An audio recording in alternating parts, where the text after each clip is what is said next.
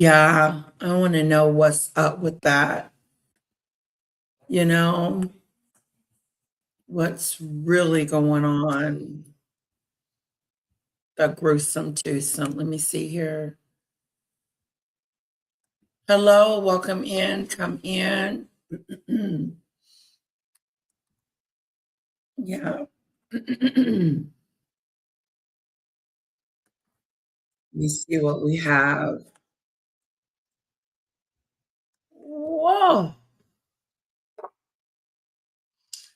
Two aunties were great.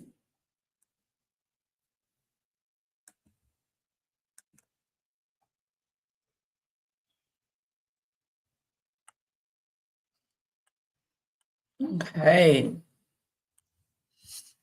What is going on in the UK? If I get sleepy, I'm going to turn off my camera. Because I'll be thinking, hello, Lisa B. I'm one way and woo, I got my coffee. Got my nails done. It's orange. Orange do.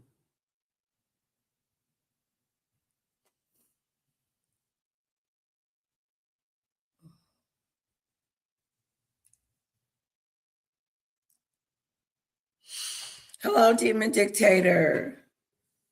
Demon Dictator, we need to, when you get a moment, sweetheart, because you're the only one that got managerial access.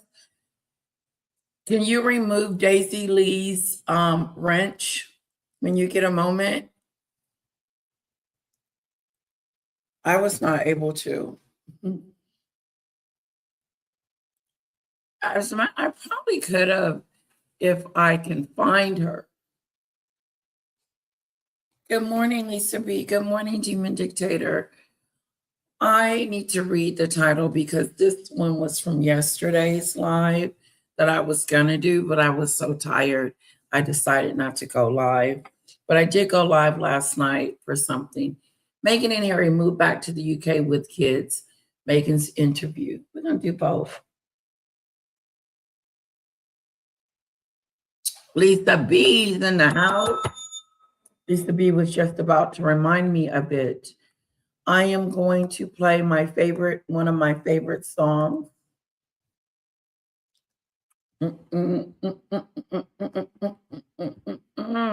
About the Royals.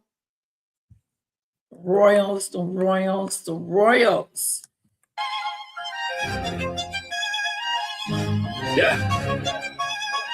Robert Jew. Come on,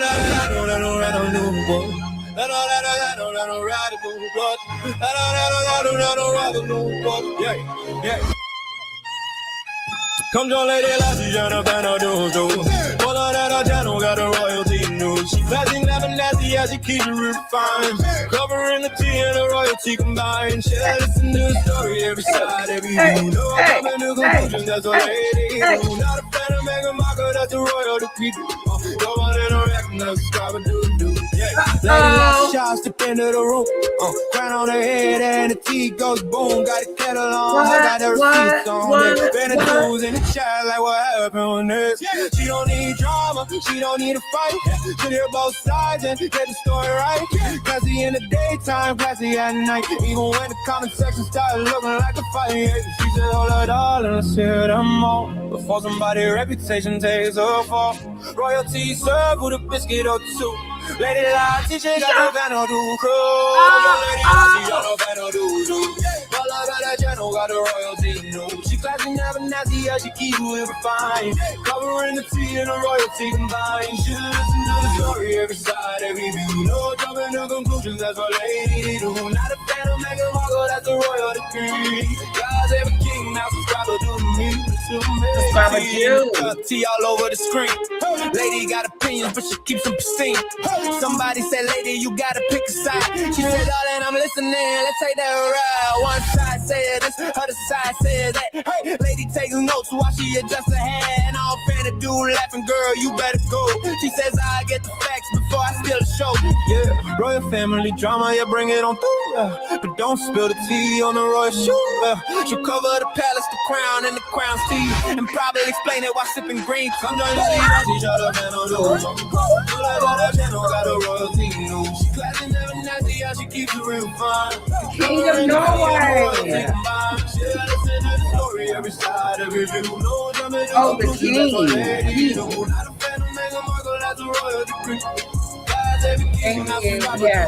Awesome. Xanadus assemble, everybody get ready. Lady Letitia's commentary steady.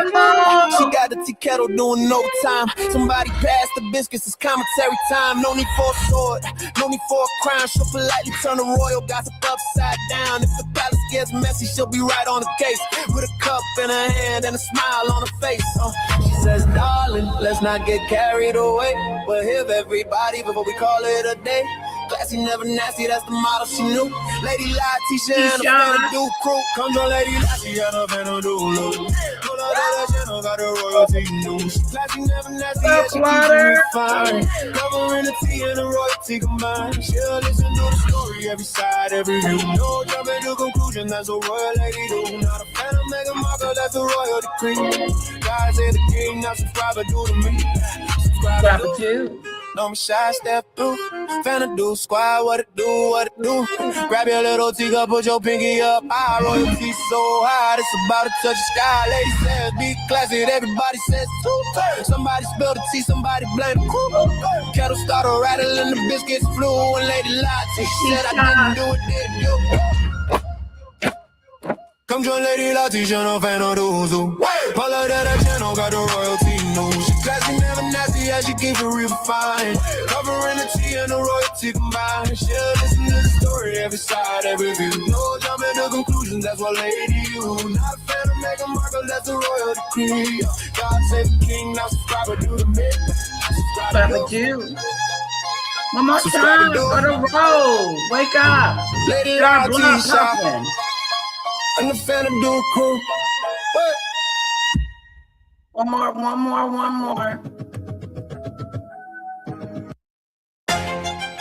Come on, wake up. Yeah. Subscribe it. Come on,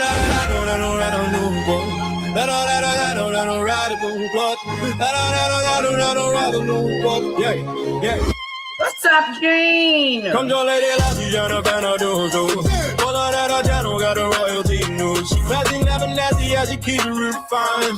Covering the tea and the royalty combined. She'll listen to the story, every side, every view. No jumping to conclusions, that's what lady do. Not a fan of Meghan Markle, that's the royal decree. Go on and recognize, subscribe and do. Yeah. Lady Letitia step into the room. Crown on her head and the tea goes boom. Got the kettle on, I got the receipts on deck. Xanadu's in the chat like what happened next. She don't need drama, she don't need a fight. She'll hear both sides and get the story right. Classy in the daytime, classy at night. Even when the comment section started looking like a fight. She said, hold it all and let's hear them all. Before somebody's reputation takes a fall. Royalty served with a biscuit or two.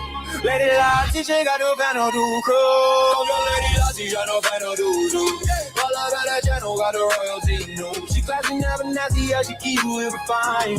Covering the tea and the royalty combined. She listen to the story, every side, every view. No jumping to conclusions, that's what lady do. Not a fan of Meghan Markle, that's the royal decree. God's every king, now subscribe to me. Tea in the cup, tea all over the screen. Lady got opinions, but she keeps them pristine.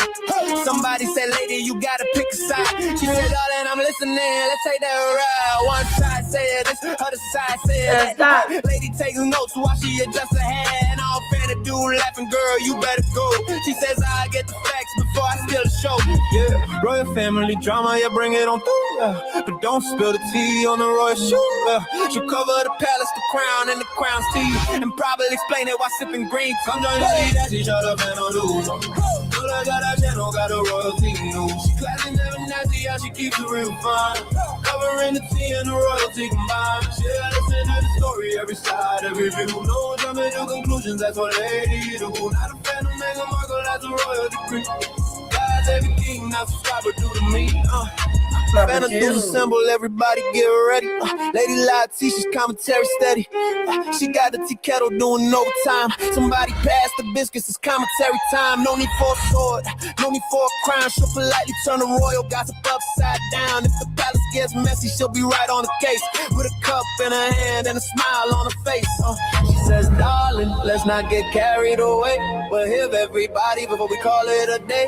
Classy, never nasty, that's the motto she knew.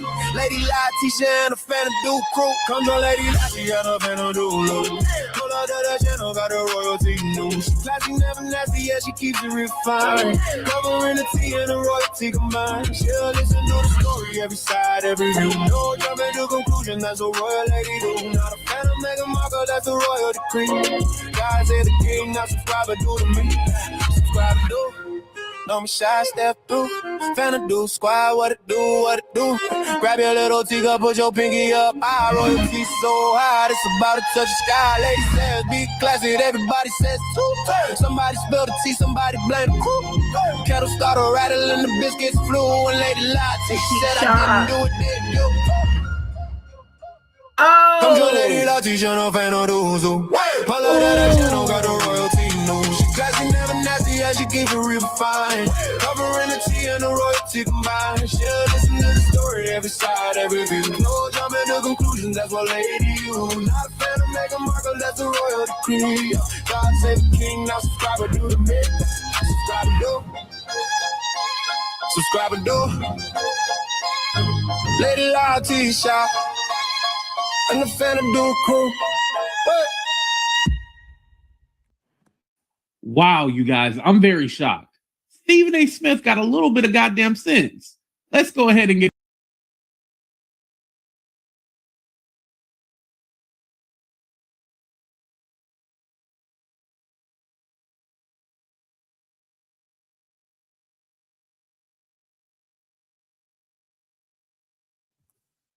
Hello, Terry, Jean, Lisa B, Plotter. Hello, guys. Okay, this is what we're going to talk about today. Now, a couple of days ago, a day ago, whatever happened, Meghan and Harry touched down in the UK. What are they doing there? Where's the media? Can they see them? What's going on with the gruesome twosome? I think there's some separation thing happening. I really do. I feel like there's a separation. Let's find out what's going on with the gruesome twosome, see if we can dig a little deeper. You know, I miss the UK.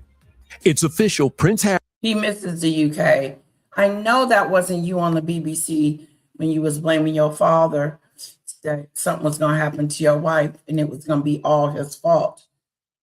Was that when you were talking about you missed the UK? Harry, make it make sense. Harry and Meghan Markle are back in England with their two children just 1 week after news broke of their return. We understand that they flew over on a private jet from Los Angeles. There was no security entourage to meet them. They wanted to come in, I think, very much below the radar. They haven't yet been photographed. They haven't yet been seen. Prince Archie and Princess Lilibet are set to start at a private co-ed prep school next week. As for where they'll live, you might describe the Cots. They have moved to the UK. They didn't even give you guys enough time to even make a decision on if you wanted them there or not, Plotter. Did they even give you guys a moment to even comprehend the fact that they were going to be moving?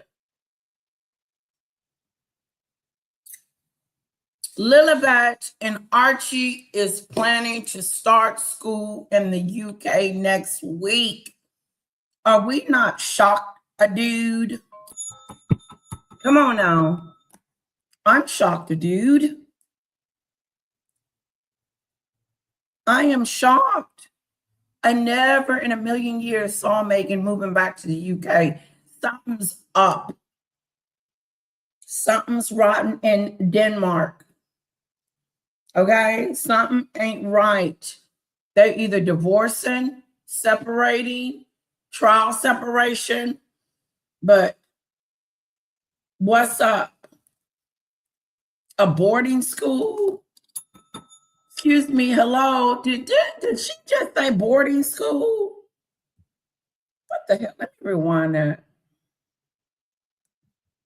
You might describe the Cotswolds as the Hamptons of Britain. It's a very exclusive enclave, hugely popular with the A-list crowd. The Beckhams have a beautiful farmhouse down there. What is Harry going to do while he's there? My understanding from the Sussexes' PR team is that they won't be carrying out royal engagements. Most important, it's a very exclusive enclave, hugely popular.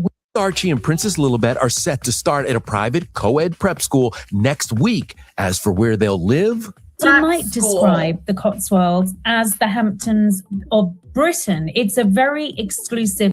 The Hamptons. It's a very exclusive area. Private. Okay. What happened to the gruesome twosome? What made them return to Mexit? Enclave, hugely popular with the A-list crowd. The Beckhams have a beautiful farmhouse down there. What is Harry going to do while he's there?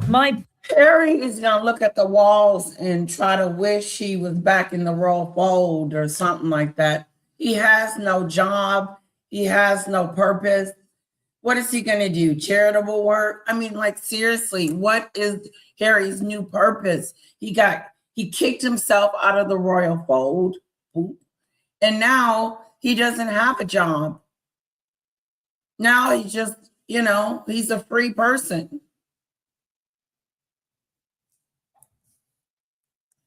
Understanding from the Sussexes' PR team is that they won't be carrying out royal engagements. Of course you won't be doing royal engagements. Do you want to piss off the UK? They're already pissed that they're there. Imagine Meghan is back in the UK. God, can you smell her? And that wasn't in a bad way. I mean, do you just sense her there? Most importantly at the moment for him is being a hands-on and stay-at-home dad. A hands-on stay-at-home dad. What the hell is Harry going to do with the rest of his life? Help me. She gave him a cozy little spot as daddy. No taxpayer security plotter. Damn straight we're not paying. They don't ask the people if they did. We'd all say no. Ooh.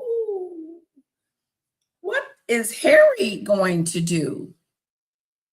He's going to be dad full time? What in the confusion is going on? What is the confusion that is going on?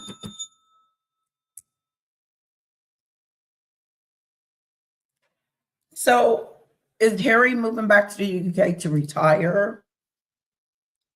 He doesn't have a job. He can't make money. What is Harry going to do? Be a house father? Housewife? What? Here we are, back where we started from in the beginning. There was Harry and Meghan. And now here we go again. Harry and Meghan back at the center of attention because they have moved back to the UK. Why, we ask?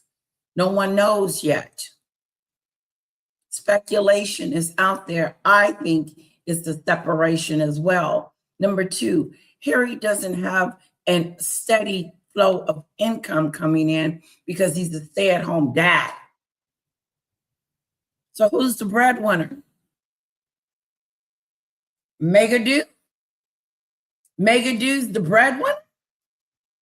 How do you feel about that, Meghan? That you have to fend for the family now. What are you going to do? Run back to Montecito, Hollywood, and see if they'll let you back in?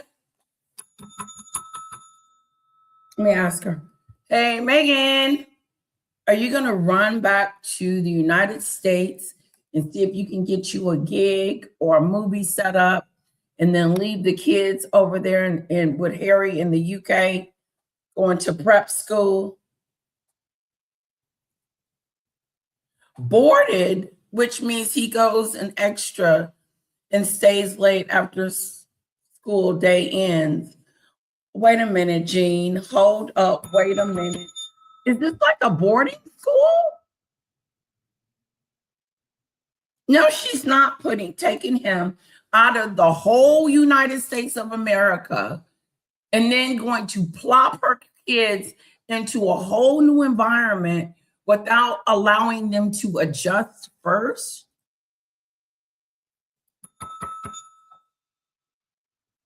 I think I would get a tutor. I think I would have them going half a day. I think I would have them adjusting to the life in the UK. That can be shocking on a kid's system.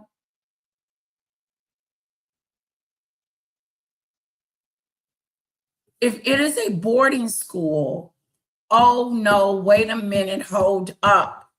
Meghan, you're putting your kids in boarding school? You went from, oh, I want them to be around family and friends and all these extra people to, you know, security and all this stuff. You went from that to boarding school?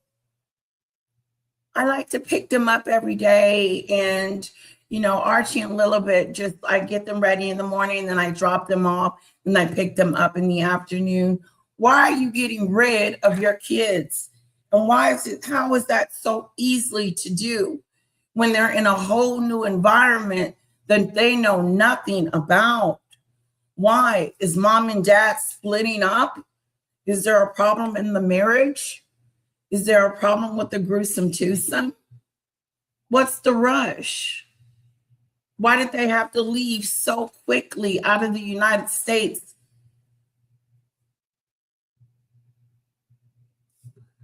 Why is she sending her kids to boarding school? To me, it's like a punishment. That would be a full-blown punishment.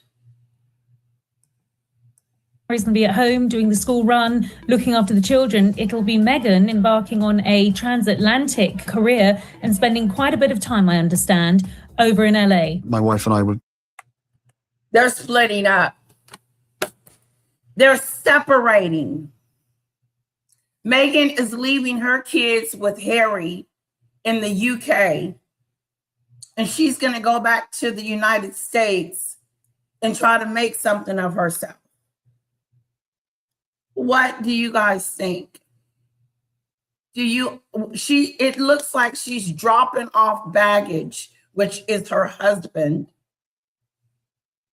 Is he in her way? Why is it so important for Meghan to drop off her family in the UK and run back to the United States?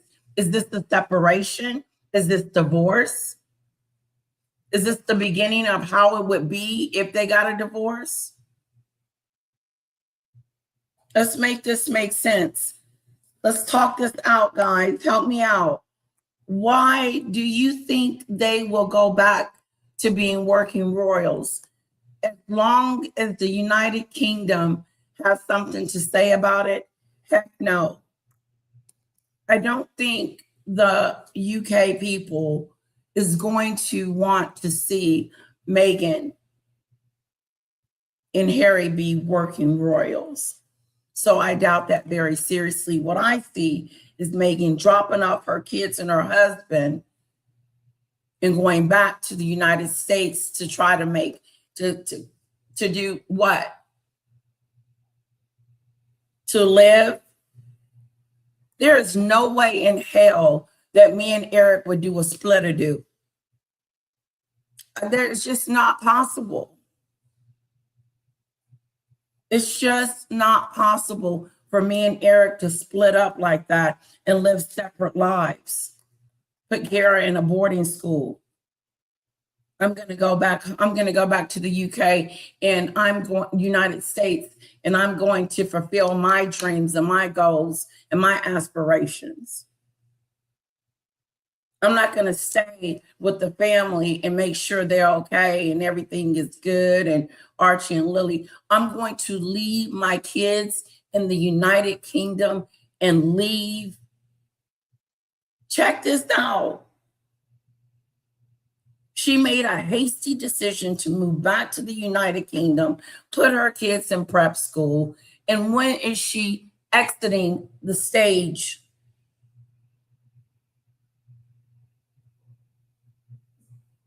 Are you planning on dropping your kids off at a boarding school and then running back to the United States to fulfill your dreams and goals? And what is Harry going to do?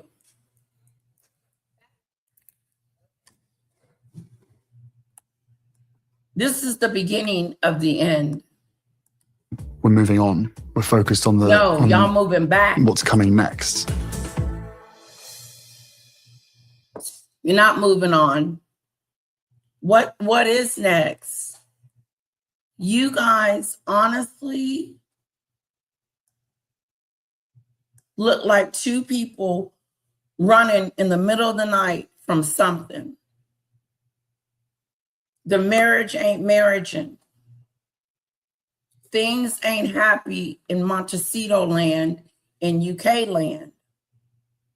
Now the kids are in the middle of the situation and trying to figure out where we going, why we moving to the United Kingdom, who lives there, how do we get adjusted, how do we finagle this new situation?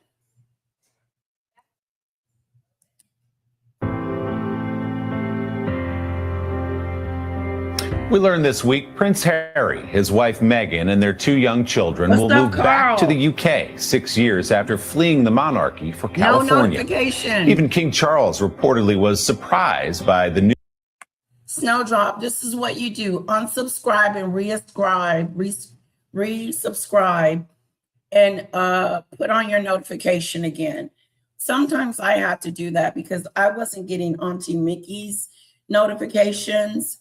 And I had to put that on yesterday. I had to do it because I missed her whole live. Prince Harry went back so that the firm and gray suits protect him from Meghan Markle. Harry, why did you take you and your kids and your wife back to the United Kingdom? Why is it okay for her to go and do her dreams and aspirations while you sit in the corner all day looking at when your kid's gonna come home and you ain't got nothing to do because you ain't got no job, and then they're at a boarding school at that, an extended stay situation? What is going on with the gruesome twosome? Are they splitting up? Oprah, is she splitting or split? Did they split? Are they splitting? Help us out. Archie only goes home in the evenings, early mornings, and after school. So far, it's only being reported for Archie, not Lily. Whoa, girl. Ain't no way in hell I'll leave my kids. Ain't no way on this green, beautiful, whatever you want to call it, earth-a-do. There's no way I could separate myself from my child. Maybe a couple of weeks, but that's it. You know how they go when they go see Mama and Grandpa and Papa them during the summer for a couple of weeks. That's it. And then you got to come back to the crib-a-do. Because what's not going to happen is I'm going to be away from my child. Well, especially at this tender, loving age. It's such a tender age, and they need their mother. And if you're planning on running back to the United States and staying an extended stay without your kids, there's something wrong with that, Meghan. There's something wrong with that. What's up, Carl? Welcome in. It's so good to see you. Oh, wow. No notification. I don't know what's going on with Snowdrops.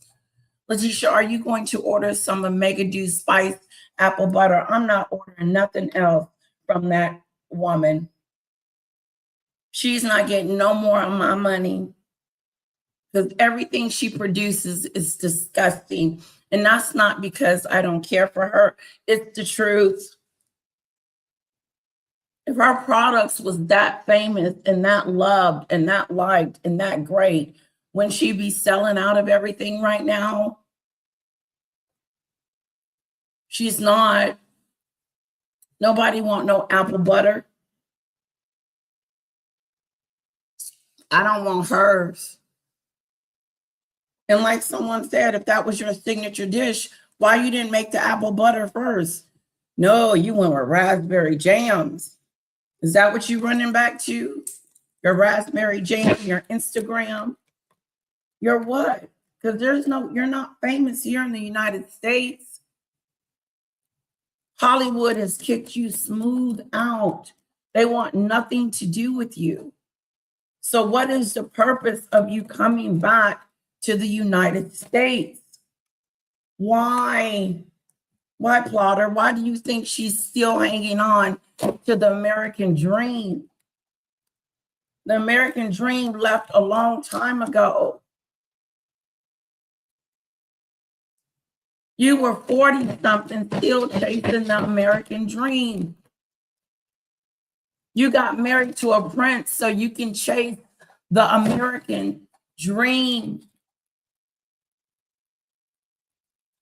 You got married to a prince. They called you the Duchess of Sussex. And now you are all trying to be something else that you're not.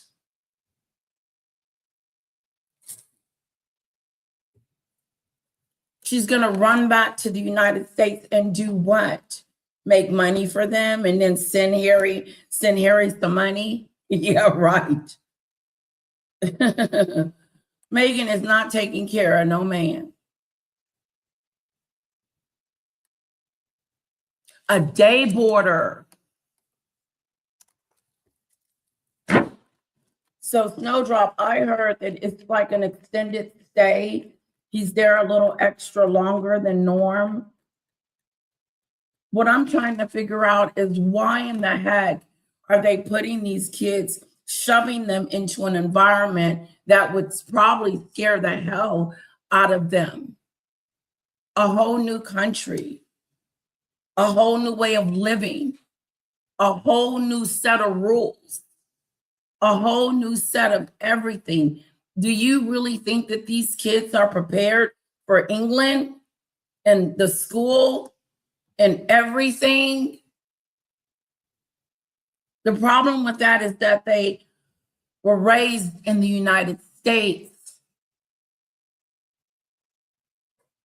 There's going to be some major adjustments.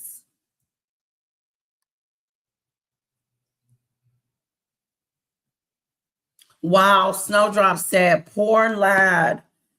He's going to be tired, long days and long nights. Yeah, he's going to be exhausted. He's not used to this type of environment. Going to school for long hours and long periods of time because his parents are over there with their shenanigans. They're either getting a divorce or separating. This is a trial separation because she is leaving the United Kingdom. It's just a matter of time and when. And what's the rush? They rushed over here on a private jet. Interesting, interesting.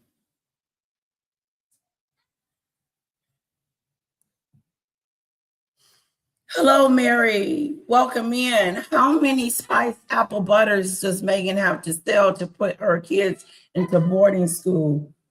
Okay. A lot, a lot more than she thinks. Letitia, those kids were taken from their mother before something could be recorded. Ooh, their real mother? Seems like they're transitioning for a separation.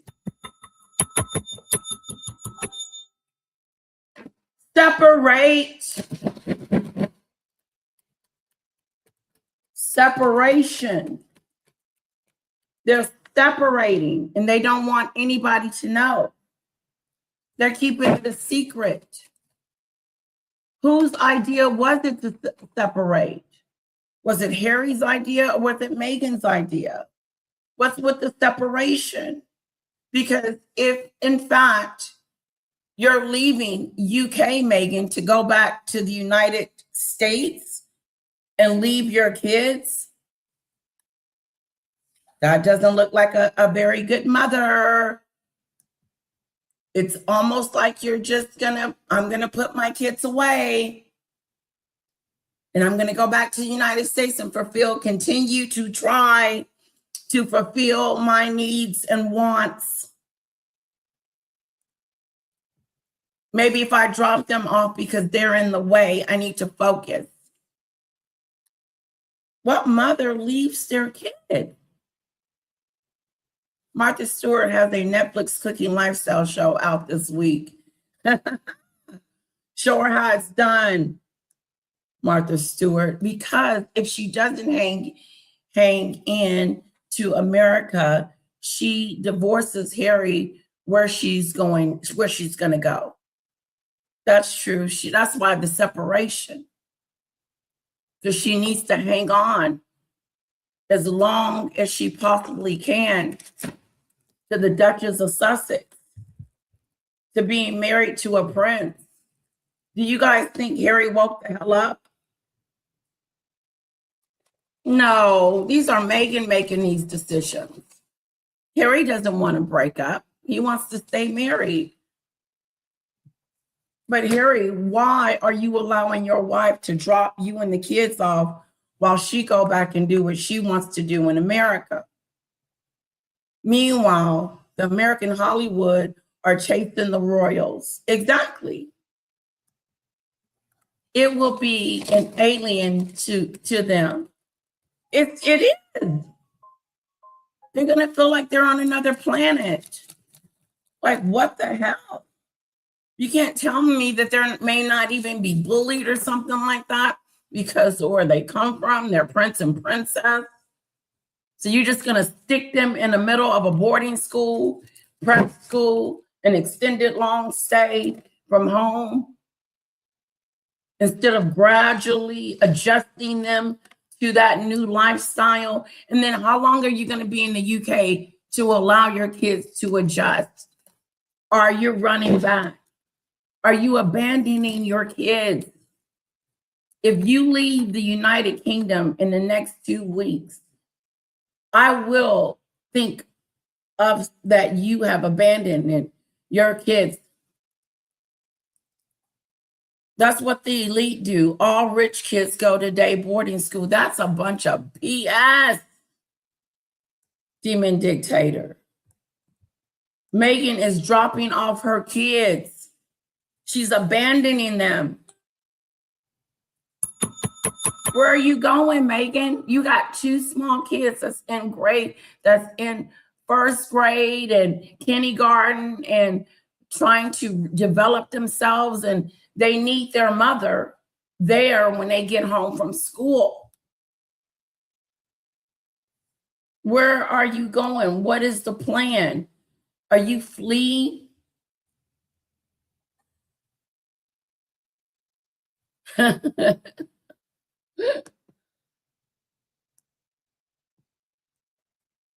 Boarding school is wonderful for children and parents.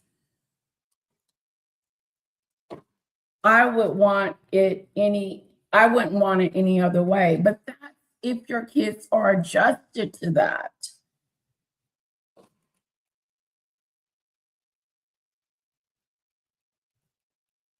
I couldn't imagine leaving my kid in school day in and day out.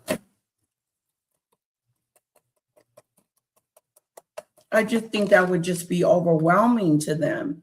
Don't you think? She's following Doria's parenting style. See you later when I want to see your money, honey. She's following a parenting style. You must be there. You have to be present. You have to be there. You can't be absent.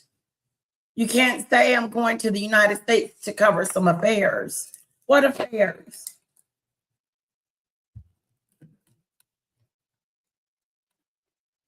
What is up with the gruesome twosome?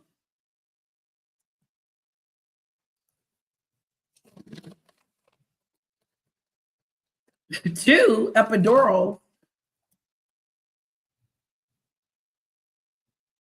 when she was filming herself twerking.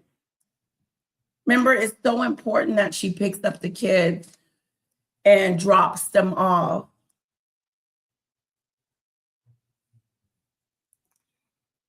Those kids will get ripped to pieces.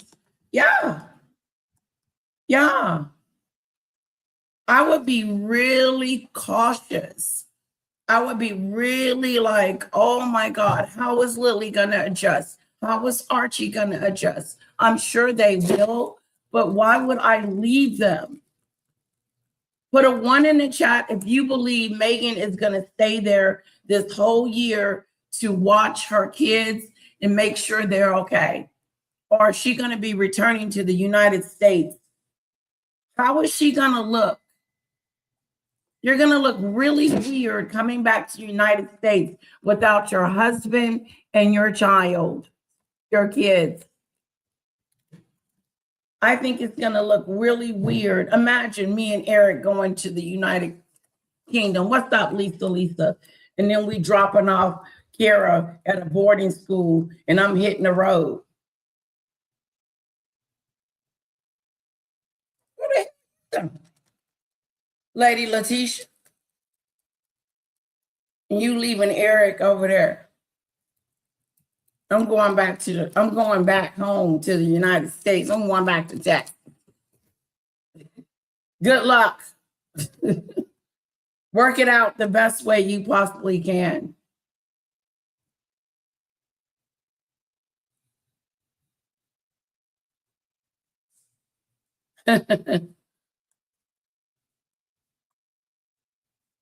My husband's going to build a cage too, Plotter. A whole cage. Happy Friday, everyone. Lisa's in the building.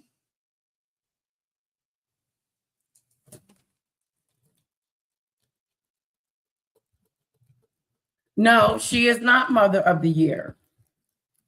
She's finna show her true colors if she leaves those kids in the UK and hit the road. And you know what she wanted to do? She wanted to secure that show, The Gentleman. She wanted that role, and we don't even know if they're picking that up for a third season. That show that she was going to be playing on is a British film show. Here's the thing with that. They don't want her. So now she doesn't have an excuse as to why she has to run back to the United States as if there's something going on that's pressing. True, Letitia, and I don't think they will have taken the time that William and Catherine and other parents do to make sure the school affairs fit the child. Exactly. Because I'm working with my daughter's teacher right now to see if she is the best teacher for my daughter. Is this the best class for her? You know, as far as her development is concerned. Because I want my daughter to be comfortable. I want her to enjoy school. I want her to like it. I don't want her coming home talking about it's hard, mommy, and the teacher's mean. But she hasn't done that in a while. She only did it that one time, and I addressed the teacher. Little George went to, okay, I don't know that. Some Mount Shore first, then Thomas because they suited the kids' interests and level at that time. Ooh. See, and they're adjusted. They're well adjusted to their environment because they got great parents, William and Catherine, because they put their kids before themselves. Their education and where they go and where they're being growing up and becoming these young little minds is important to Catherine and William. Meghan has been uprooting her kids since they were born. First, she shipped Archie and her and Harry over here during the Brexit situation. Now they're reversing the Brexit and saying, oh, we want the kids to go to school in the United Kingdom. We want them to understand their heritage. A bunch of BS. This is Meghan's doing. Let me tell you. If it doesn't benefit Meghan, it doesn't benefit anyone at all. Here's the deal. Meghan set this whole situation up, and we're going to see how it plays out because this is her idea. This wasn't Harry's idea to come back to the UK. Please, she's not listening to him. She's not saying, okay, hon, let's move back because you want to. No, it's something in it for her. Is she dumping her family? I just wonder. Button folding like Beyonce. We have never seen Arch a little bit exchange with each other, so it is hard to know how they will ever engage with other children. Well, it's hard to see them engaging with other children. You never see them with other kids. You never see them with Serena's kids. You never see them with her friends' kids. I feel like these kids are isolated. Plotter, yes, it folded, popped, dropped, bounced, and migrated from central to diagonal. It even went above the nipple line. Woo! Yeah, cage building tips. Yeah, I told him that I wanted him to take her out on daughter dates. Daughter dates where she dresses up, and I don't know if she's all into dressing up because she always looks good, but and going out with her daddy and having a date because he's definitely going to show her how she's supposed to be treated, how a man is supposed to treat his daughter.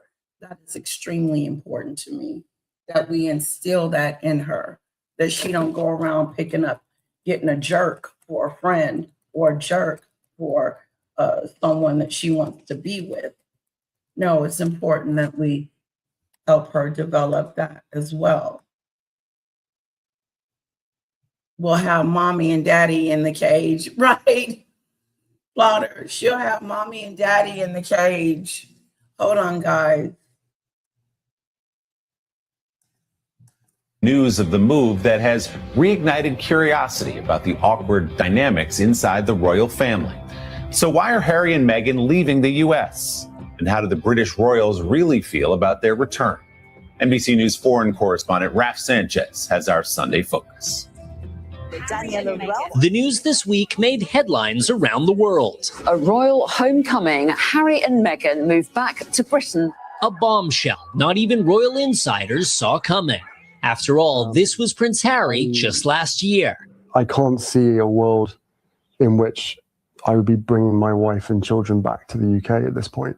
But for Harry and Meghan, that world is changing. The Daily Telegraph reports the couple and their two kids, Archie and Lilibet, plan to live in a non-royal residence. The children already enrolled in British schools. One possible landing spot, the village near Althorpe House, the ancestral home of the Spencer family, where Harry's mom, the late Princess Diana, grew up. Meghan posting pictures of a family trip there in July.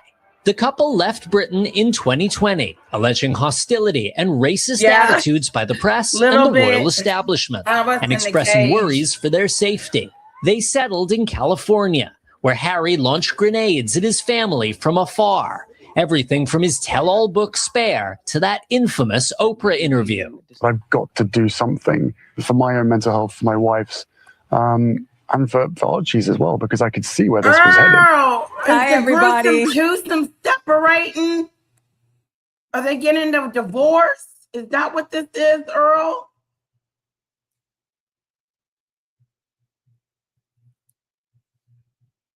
Okay, at first it was touch and go, Earl, but Meghan won't be in it. You forgot, you left something out, Earl. Meghan will not be in the show. Meghan will not be in The Gentleman. They wasn't sure of a third season. That's what I said. I said they wasn't sure of a third season. But maybe, obviously, they picked it up for a third season. But that doesn't mean Meghan's going to be a fixture in the show. Sorry. Meghan Pat Walks with the Doll also recorded for Netflix. The two of them pushing an empty pram, taking Lily on a walk. I know Snowdrop and Plotter are doing it today.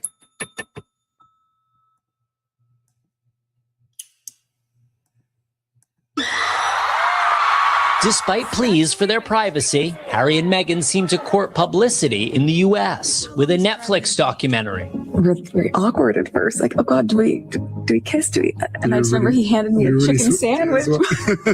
A spot. In spite of the couple's lying about privacy and not wanting to be in the limelight, wanting their privacy, yet and still they came to the United States and was public figures on the Oprah show, Netflix show, Spotify, and a book. But they wanted to live a private life. That was a lie, do. Meghan doesn't want to live a private life. Now she has kids and a husband. How is she going to prioritize that? Is she going to continue to put them first, or is she going to put them on the back burner and run to Montecito and live like she's single? Oh, today Kara was a scientist. Let's see if I can show you guys a quick picture of her. She dressed up like a scientist. She had a stethoscope on because we didn't have the white coat. We had to improvise, guys. But it was so cute.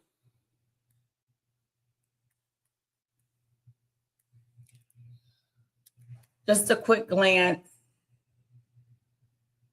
There she goes.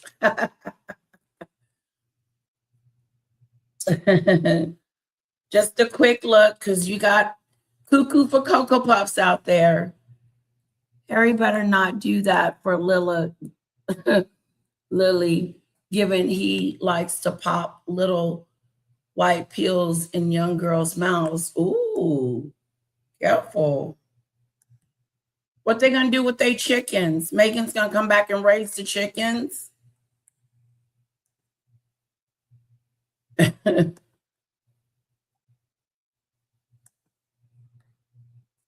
When you were in your 20s, did you let men put pills in your mouth?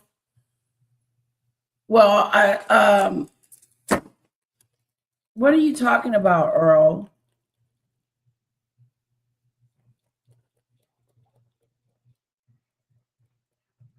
Be careful. Be careful, Earl, or Snowdrop kick you out.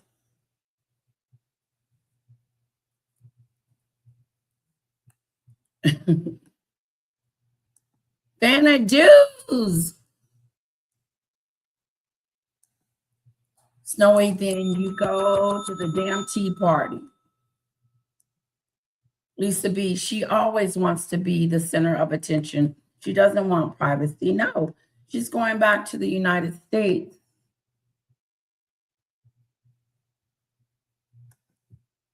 Spotify deal, and Meghan's lifestyle brand.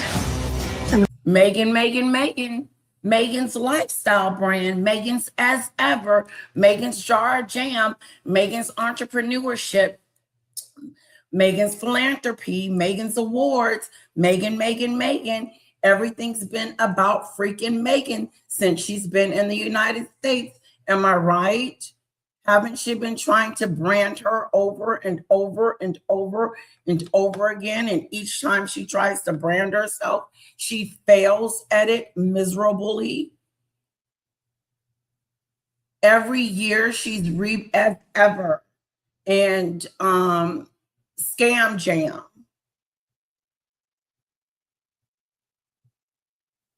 Meghan is a Mimi girl. Meghan is a Mimi person. She only cares and thinks about herself. And whatever decision that they have made in this recent decision making for her kids to come back to the UK was her decision, was Meghan's decision. And we will see how this plays out. Will she stay or will Meghan go away? I'm going to share some little tips and tricks. But the ventures were met with mixed reviews. So why are they coming back now? India McTaggart is an NBC News royal contributor. His father is still dealing with cancer treatment, and Harry has made clear he wants to spend more time with him. But I also think commercially, there may be a reason why they're moving. Okay, let me say this again and let me be clear. They're moving back because of the decisions that Meghan wants to make. If Meghan doesn't want to come back to the UK, then Meghan is not coming back to the UK. So this decision was her decision, and it's something in it for her. Are you dropping off your kids so you can focus on your career, on your branding? Are you guys separating? In fact, there's a sense that maybe things haven't worked out quite the way they wanted in the US. A source familiar with the couple's plans tells NBC News Harry and Meghan will not reprise their roles as working royals. You wasn't Public anyway. sentiment is divided. It's a good thing to be back with family. Harris turned into a So I think pumpkin. that'd be good. They trashed the whole country numerous times, betrayed their family, betrayed his king, his father. Went out to America, and now they're bored, and now they want to come back. 33% of Britons view Harry positively versus 76% for William, according to a YouGov poll. Only 22% see Meghan in a positive. You're playing, Earl. What are you talking about? What are you saying? What is the question? Am I what? LL is you, are you?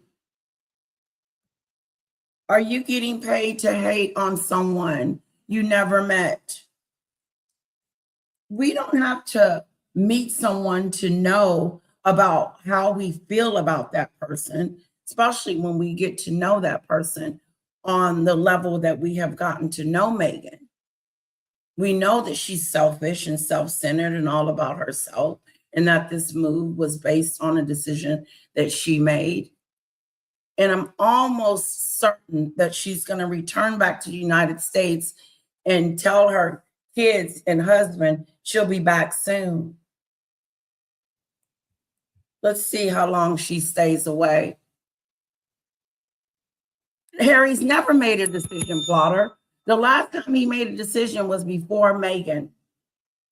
The last time Harry made any major decisions about himself, about his life, was before he ran into Jezebel. Yes. If he hadn't ran into Meghan, he probably would still be making decisions about his life. But now, since he's not making any decisions about his own life, Meghan is making all the decisions. We know that.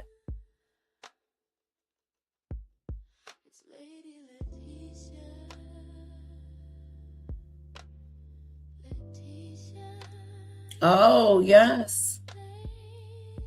They're trying to scheme. They're scheming for security. Mary, thank you. Point well taken. He doesn't say anything. And he's always covering for Meghan, even when she's wrong. He likes to deflect. That's his main goal, is to don't look over here, look over there. Don't look at Meghan, but look over there at the look. Nothing to see here. No need to meet a celebrity to have an opinion about a celebrity. Make it plain, plotter. They expose themselves. They expose themselves to the world. The world will have opinions. It's that simple. Well, what's interesting is Earl act like he's met her. You act like you know her personally. Earl, you act like you know Meghan personally. Have you met her? We don't know nothing about it. You talk as if you know her. It's weird. But when you do talk as if you know her, you're wrong every time. You're in defense of her. The only thing you guys know about Meghan is what the media tells you to believe. See what I'm saying? We don't have discernment of our own, huh, Earl? We can't determine on our own that Meghan is fake and a fraud. She's a fake and she's a fraud. And unfortunately, the more and more we get to know Meghan, the more and more things stays the same. The more and more she lets us know who she is, a very selfish, self-centered person.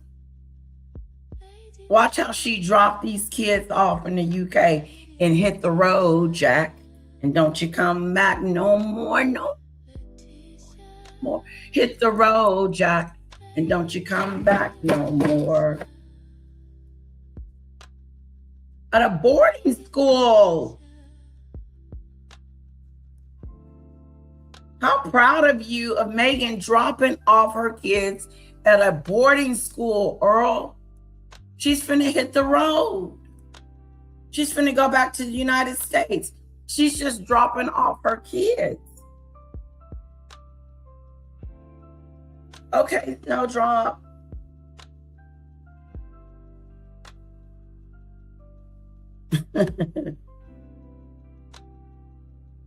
Yeah, Earl, did you get paid this month? For windmilling? Positive light. King Charles found out about their planned return just days before the announcement. The family visited with him in July, the first time the king had seen his grandchildren in 4 years. Life is precious. I don't know how much longer my father has. Still, I don't know how long my father has. Life is precious. First and second and third and fifth and all. They are not going back to the UK because they want King Charles to have a relationship with the kids. That's a bunch of hogwash.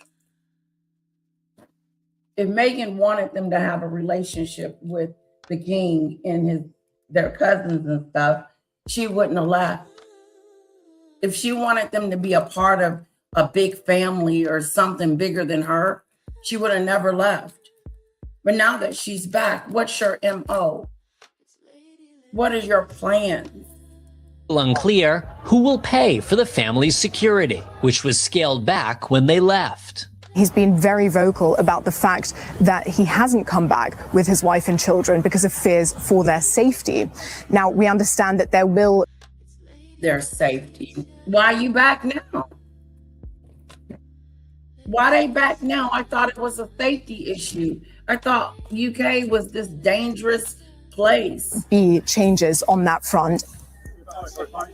And Raph joins us now from outside of Buckingham Palace. Raph, good to see you. So does this move home change Harry's role within the royal family? And what do we know about his relationship now with his brother William, the future king?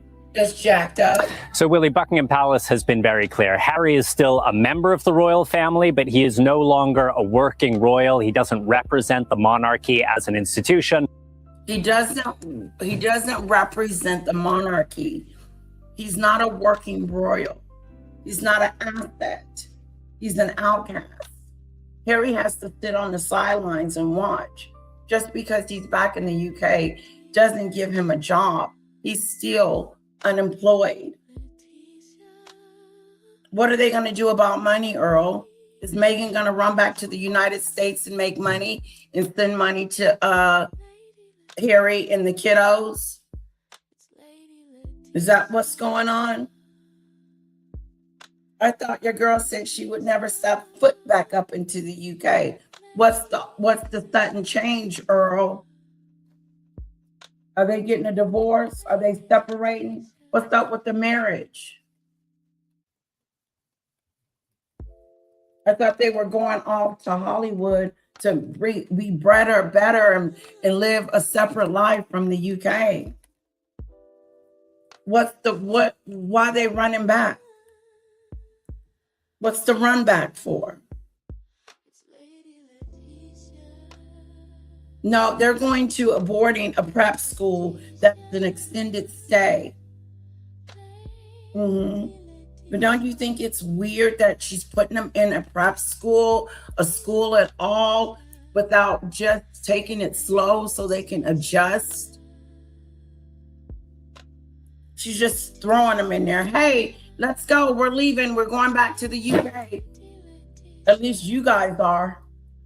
I'm not staying in the United Kingdom. She don't care where they live. It doesn't matter to her. She's not staying there.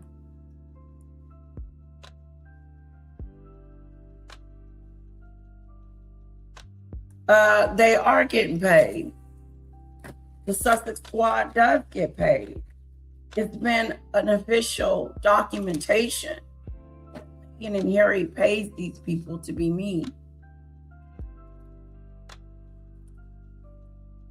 Oh, so? Woody woo, they got 83 acres. Woo, good for Meghan. Wherever she goes, she's not going to be satisfied. She's not going to be happy. She's not going to be content. Meghan is complaining as we speak. And none of that is going to change because of this move. In terms of his relationship with his brother William, it's no secret there's been a lot of tension there. Harry said in his memoir that he and William came to physical blows back in 2019. They haven't been seen in public together in 2 years since their uncle's funeral. But there may be an opportunity for reconciliation coming up. Next year is the 30th anniversary of the death of their mother, Princess Diana. And so that could be a chance for the brothers to come together. I got it. A lot of people watching this one. Raph, thanks so much. We appreciate it. Hey, thanks for watching. And don't forget, you can catch the Today Show every morning on...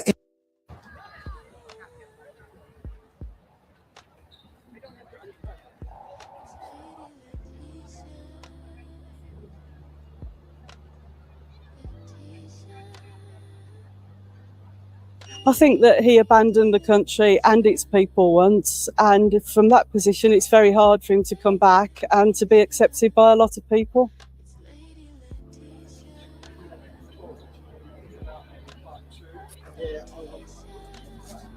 Yeah, I can understand him being concerned about his father's health. Anybody would be. Harry abandoned his people, abandoned the Queen. He was a traitor. He abandoned his people. And now he's coming back. This is how they feel about the situation. He abandoned. He's going to have to be accountable for his actions. But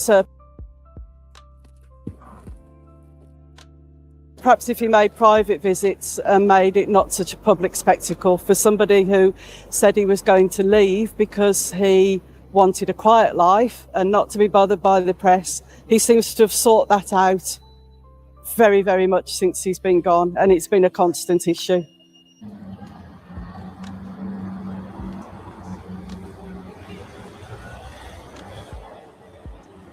Yeah, I think that they should be able to live happily and peacefully wherever they want to go. I personally like Meghan Markle and Prince Harry. I think they've built a lovely life together.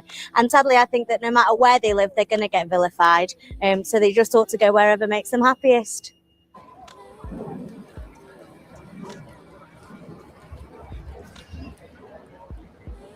My personal thoughts are that I think he's lonely. I think he's missing his family, and he's a royal at the end of the day, so I think he misses that life completely.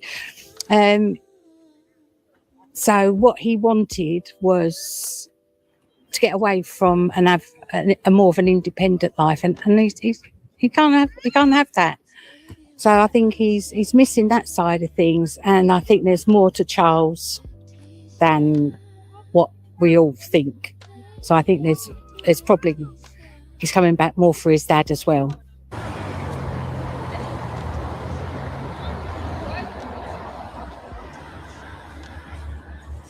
If he wants, this isn't Harry's decision. This is Meghan's decision. Harry doesn't make decisions.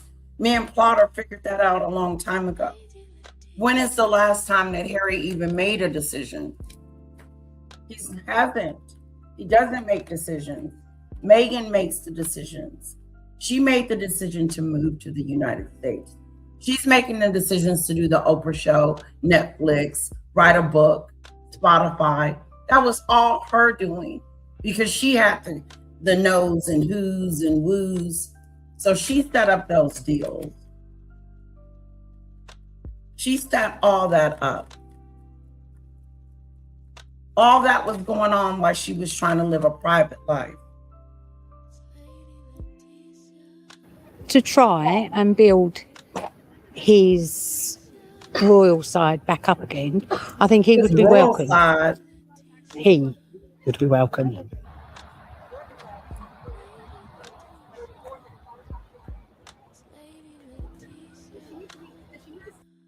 Let's talk to the royal editor, esteemed author of a current book. You can get this at your shelves right now in your bookstores or Amazon, The Windsor Legacy, but many other books out there as well. Robert Jobson. Welcome, Rob. Hi, Kevin. Good to have you on the show. Well, first of all, they're back. What would you imagine their early days of their return will be about? I mean, my theory, you're much more of an expert than me, obviously, is one of the important appointments that Harry wants to make will be with his father to go there and say, Dad, I'm broke. Can I have some money? I think that's probably already happened, but the King's up in Scotland at the moment with William and Catherine and the kids up there. I can imagine them going up to Scotland, yeah. When William and Catherine are out the way and they've gone on their travels, I think that Harry and the kids and Meghan will probably go up to Scotland at some stage. They're going to settle their house, so it's a busy time for them. They're going to sort the kids out in school. Again, a situation they're going to work on. But I mean, it's quite interesting, you know, that the spokesman for Harry and Meghan saying, "Oh no, their arrival's a private matter, and they wouldn't talk about it for security." Yet the ones that are on side in the WhatsApp group are all there and taking the picture. We all know that the media will play the game because, you know, if you're going to get certain advantages, other papers are going to, you know, do the story, which is fair enough. That's what, you know, don't shoot the messenger. But I find it all really hypocritical, them arriving on a private jet, costing God knows how much, you know, $9,000 an hour or something. What is, I don't know. This is a guy who's an eco-warrior telling everyone else, you know, not to fly. And here he is flying on a private jet to Birmingham. It's just, you know, it's whoever, I mean, these people are beyond advising, but, you know, that's not a great look, is it? Particularly when I think the Wales kids and Rob, can you explain to the troublemakers how important it is that a security detail of lethal force actually does look as nondescript as possible? Why the Star, it's in their best interest to look as though they're just moving around normally. You have to do this because that's when danger strikes. Danger doesn't strike in a very public way. It strikes in those very small, intimate, private moments. That's when a celebrity is at their most vulnerable. Think about John Lennon. Yeah.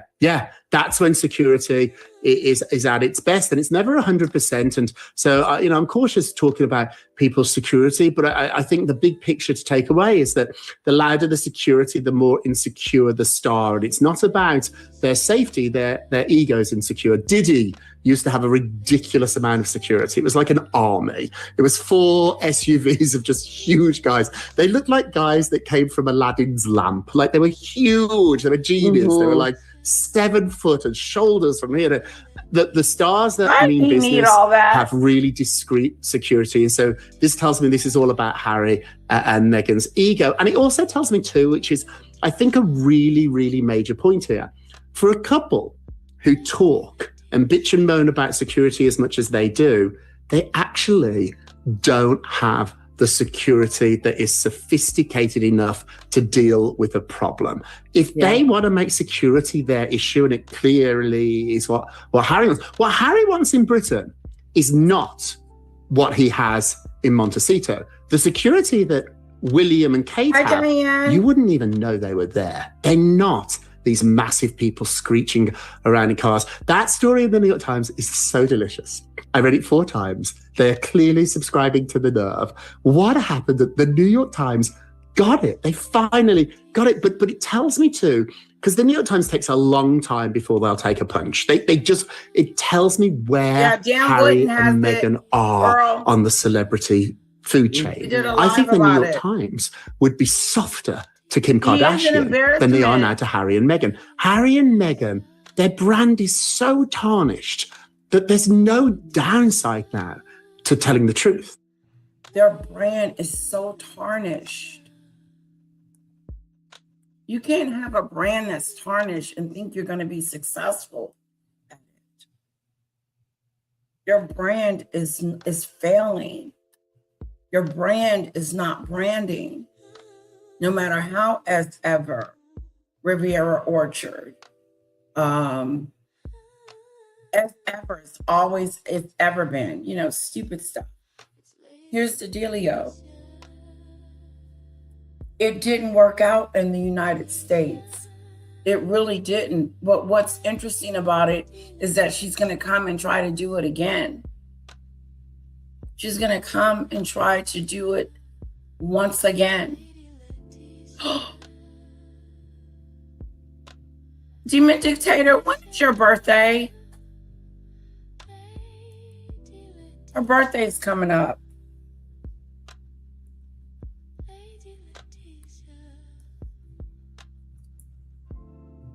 It was Harry's decision to leave. Meghan wasn't at the Sandringham summit, please. Everybody knows it was called Mexit. Come on, Earl, get with the program. It was not Harry's decision. It was Meghan's decision. She had been whining and crying like a 2-year-old about wanting to leave the royal fold. So he finally said, okay, Meghan, let's go. Only for you, darling. Let's make you happy. Why do you want to go, Meghan? Oh, I want to go brand myself in the United States. I want to be bigger than anyone. And I know I can do that now with the Duchess of Sussex. Sure. Sure.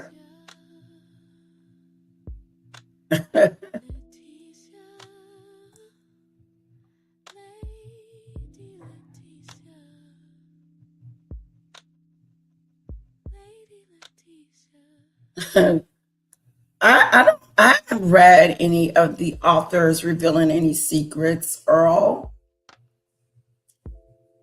But here's the thing about your friend Harry revealing secrets. It's one thing to reveal secrets about yourself. It's another to start revealing secrets about people that you love. And that's what he did. He started talking about people's privacy, which he shouldn't have done that, but he did. He was all up in William and Catherine's business. He was all up in the business and making a fool out of himself. Because that's what he does when he do it.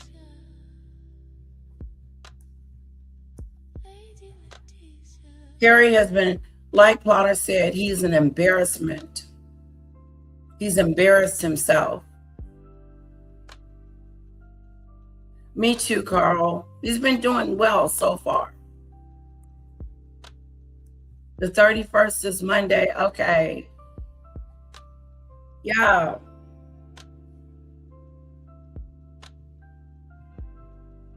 It's Monday. I think Demon's birthday is on the 31st. I hope I remembered right. You did, Marie. 142 million in 6 years, Gee.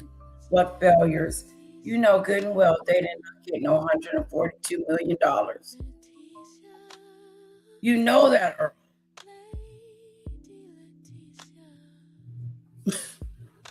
She wish.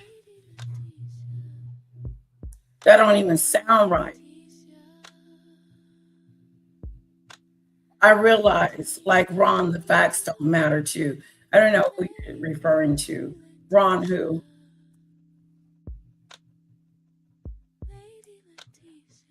Andrew Lowe wrote in a book that Philip had numerous affairs. So, there you go.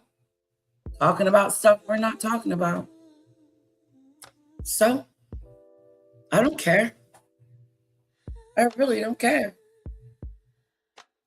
Like, come on, put a 1 in the chat if you guys care that Philip was having numerous affairs. And tell me too, while you're putting a 1 in the chat, what does this got to do with Meghan and Harry moving to the United Kingdom? Is that another deflection, Earl? Don't look at Meghan. Look over here at Andrew. Look over here at Philip. Look over here at Catherine.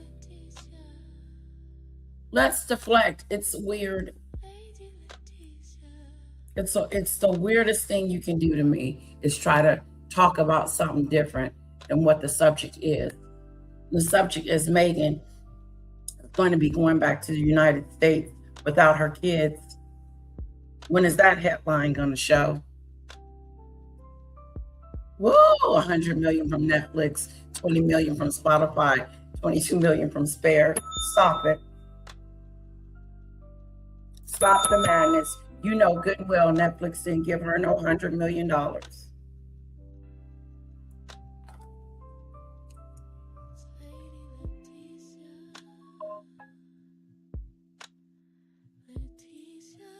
How much money did Netflix give Harry and Meghan for their Netflix deal?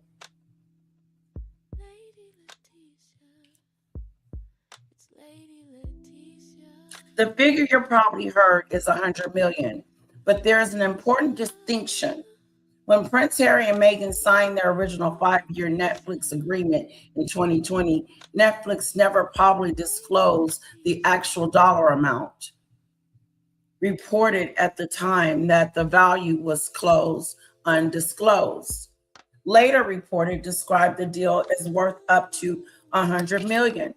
More reporting from Vanity says 2 sources are familiar with the arrangement, but the actual overall figure at a roughly 60 million. What estimates over the years range from 30 million to more than 100 million.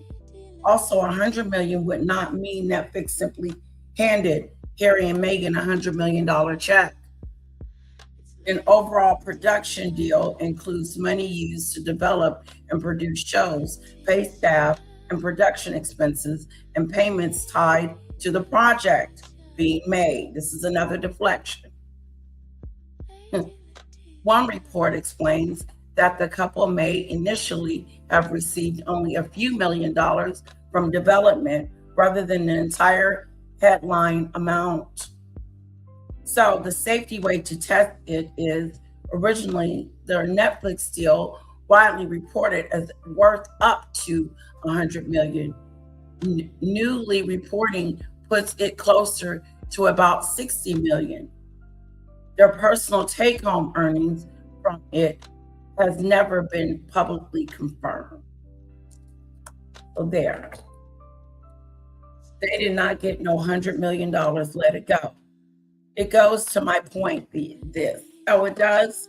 World authors spill all kinds of secrets, but Harry can't. Here's the deal.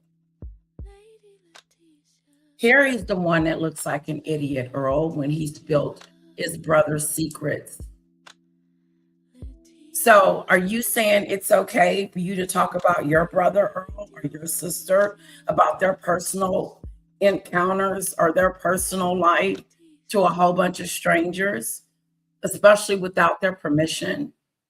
That makes it worse that a loved one would do it. The media doesn't have an attachment to any of these.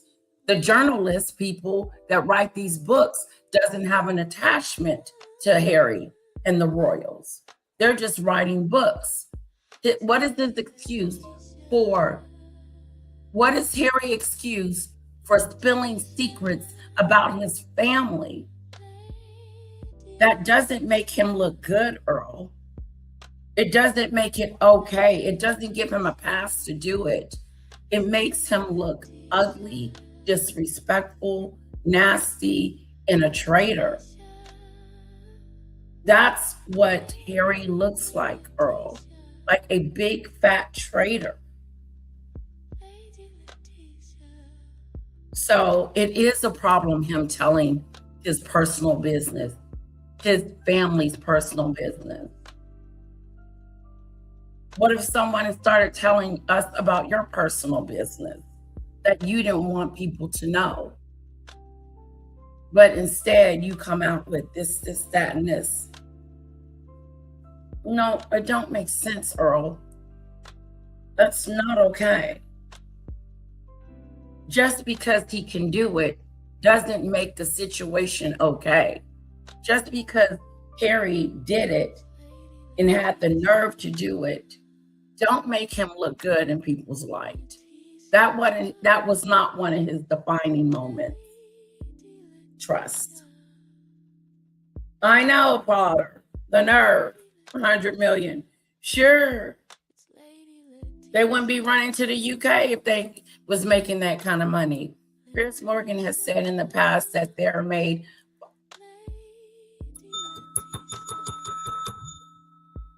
Earl, if you think they were that rich that Meghan would be running back to the UK,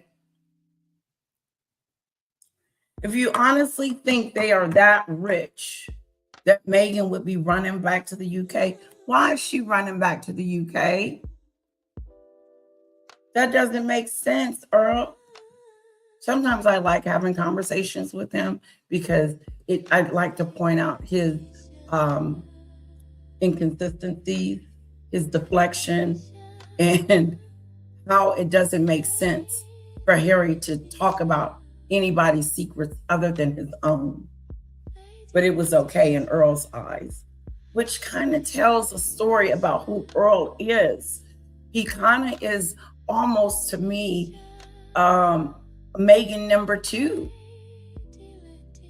Earl, are you a narcissist?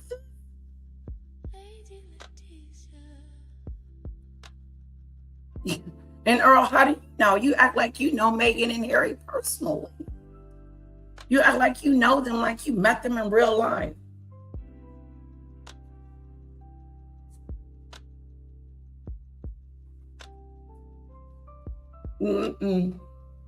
No. I know what she's about. You don't have to. We don't. Everybody knows what Meghan is about. It's not a secret. Everywhere you go, people are talking about her. And they're saying the same thing, Earl. Yeah, that's probably why they're broke. They got all these houses. They got all these houses and stuff. Maybe that's why they need a little moolah. Maybe Meghan said, listen, I'm going to drop the kids and you off in the UK so I can focus on my career, so I can make money and send it to you too. What is she doing? If they got $500 million, why are they running back to Daddy-ola? Dada. There's none whatsoever. I tread carefully. I like to think I'm ferocious and I'm brave. But, I tread carefully. I mean, if somebody calls me in tears or wants me to give them a break for a few weeks, I often do. There's always an upside to that. There is no upside to helping out the Sussexes anymore.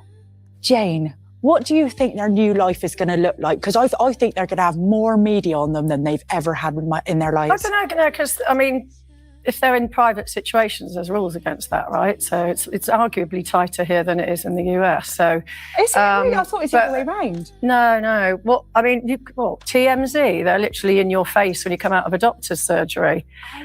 Harry and Meghan touched down in the UK. So their private jet landed. Here we have the headline. Harry and Meghan land in Britain. The Sussexes landed at Birmingham Airport at lunchtime on Wednesday, just in time for high tea and crumpets and scones.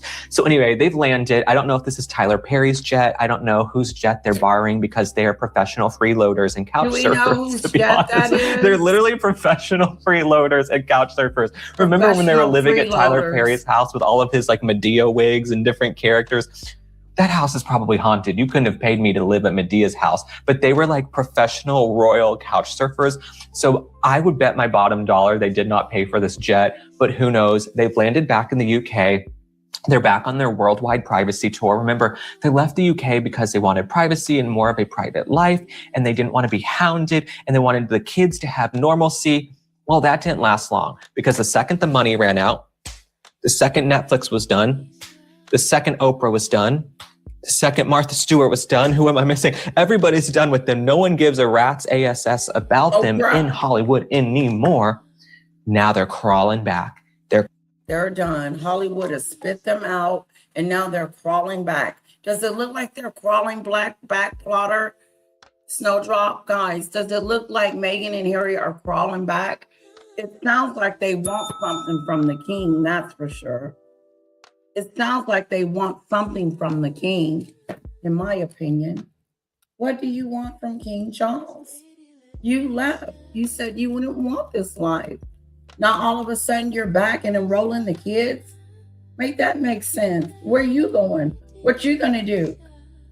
You mean to tell me you're gonna retire and live a quiet life in Coswoods? Yeah, right, Meghan. You think that she will?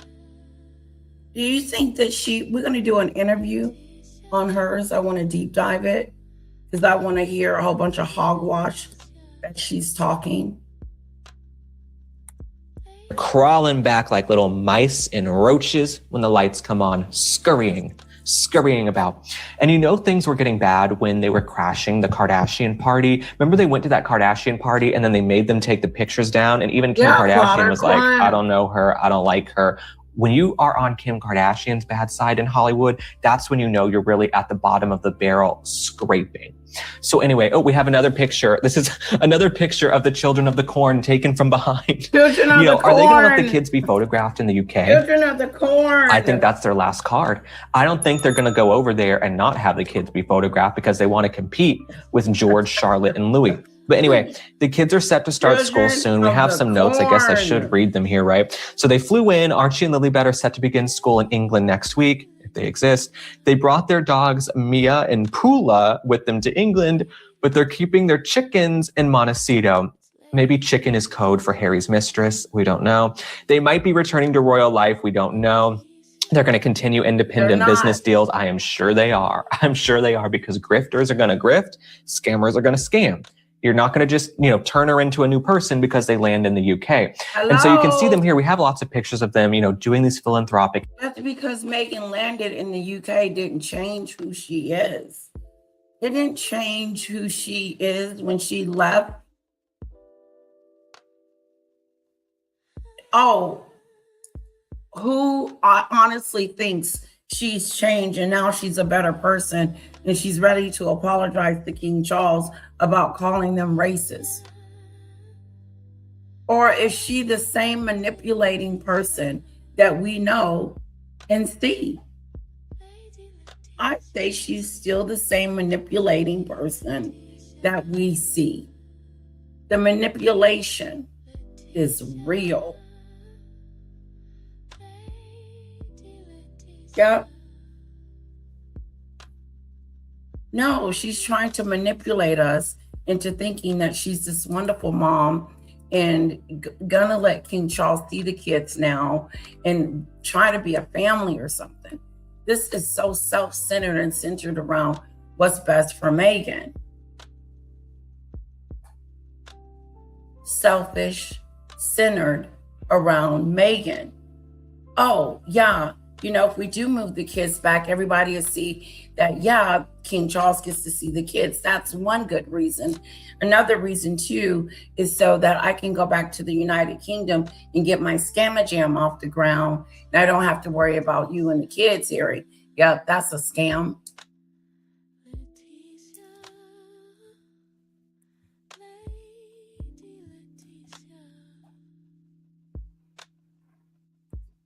Yep. Berating a whole country.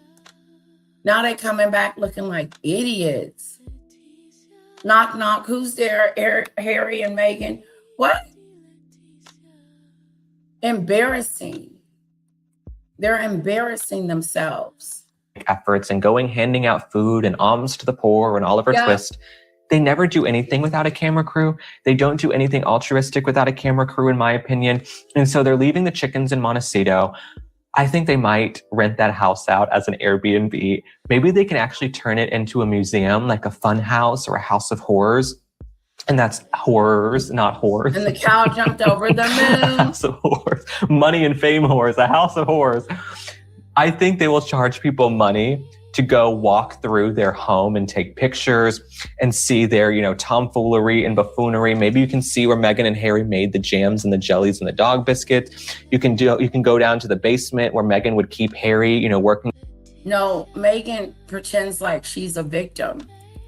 It's really upsetting to those that are real victims. Meghan has weaponized everything. She's weaponized us talking about who she is to a whole bunch of people that lost people and saying that she's the biggest bully person in the world.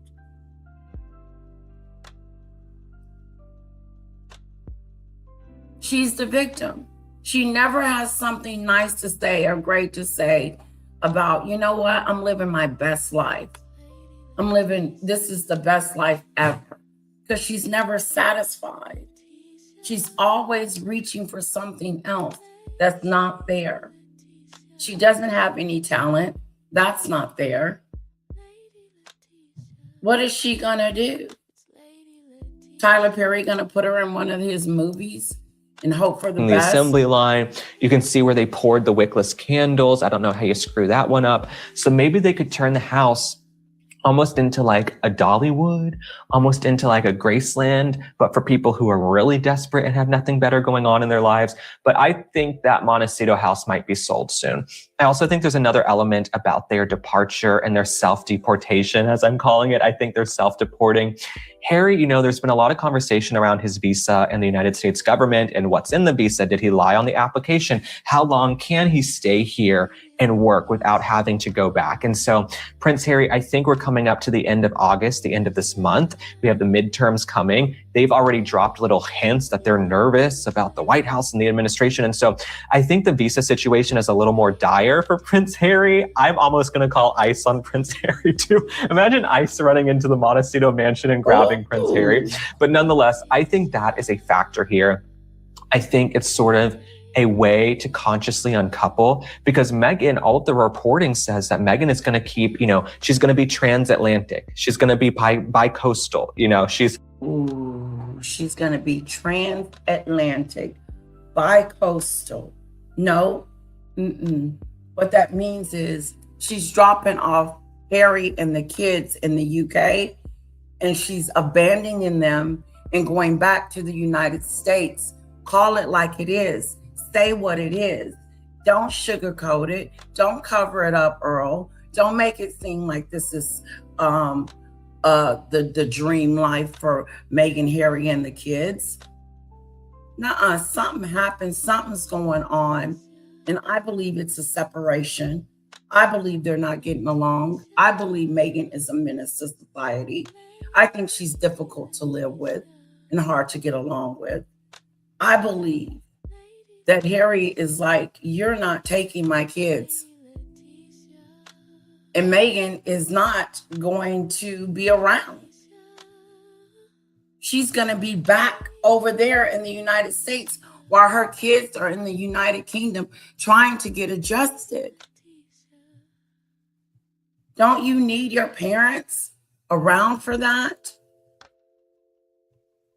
My daughter just started school and we are just so focused. Me and my husband are focused on my daughter's education, focused on her well-being and all of that. But what I don't understand is how a mother is about to drop her kids off and hit the road, Jack, and don't you come back no more, no more.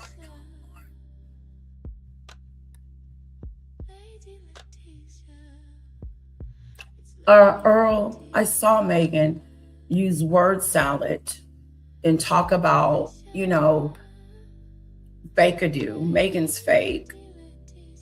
I don't believe anything that comes out of her mouth. As a matter of fact, I have an interview I'm going to play right now. Let's see what Lauren has to finish saying. But he struck a nerve when he said she's going to be back and forth, back and forth, back and forth. First, she wouldn't let the kids out of her sight.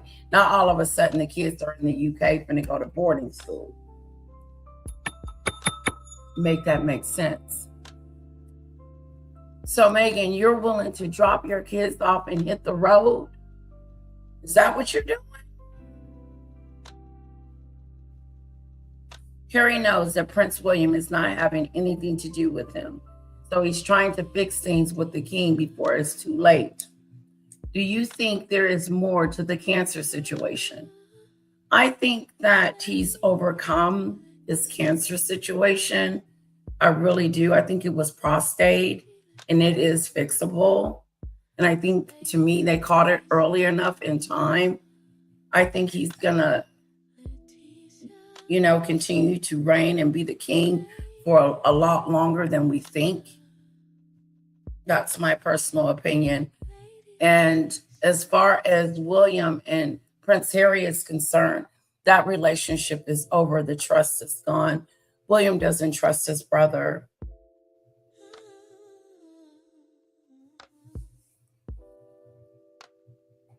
And there's no fixing it. Letitia, I always have to say, you girl can sing. Your girl can sing. She can. She has a beautiful voice. I hope she utilizes it one day.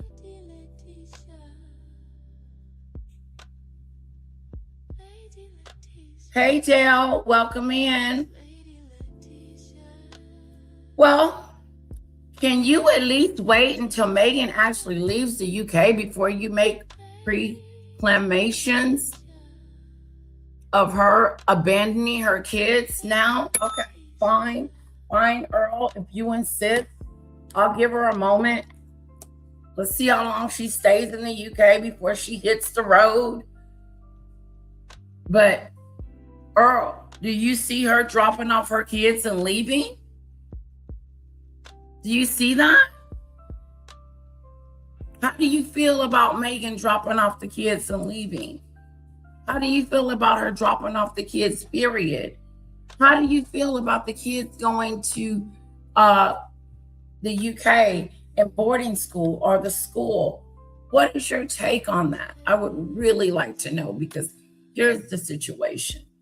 What is she going to do after she gets through being in the UK? Where is she going? Is she staying there? Why is she hopping around? What do you see her doing? Staying in the UK? Do you see Meghan staying in the United Kingdom for long stretch amounts at a time? It's a flip-flopper. Flip-flopper. How many people have called Meghan Markle a flip-diddy-doo? Those jean booty shorts are going to have air miles. She's going to be going California, London, back and forth. So she says she's going to still be international. Harry's going to be at the home in the UK, their new home, with the children who are going to a regular school. So I think this is a way to kind of uncouple, even if they don't file for divorce officially, because that would be very expensive.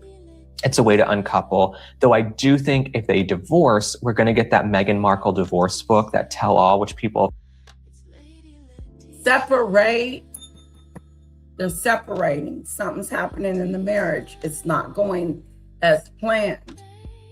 They're separating. They're splitting.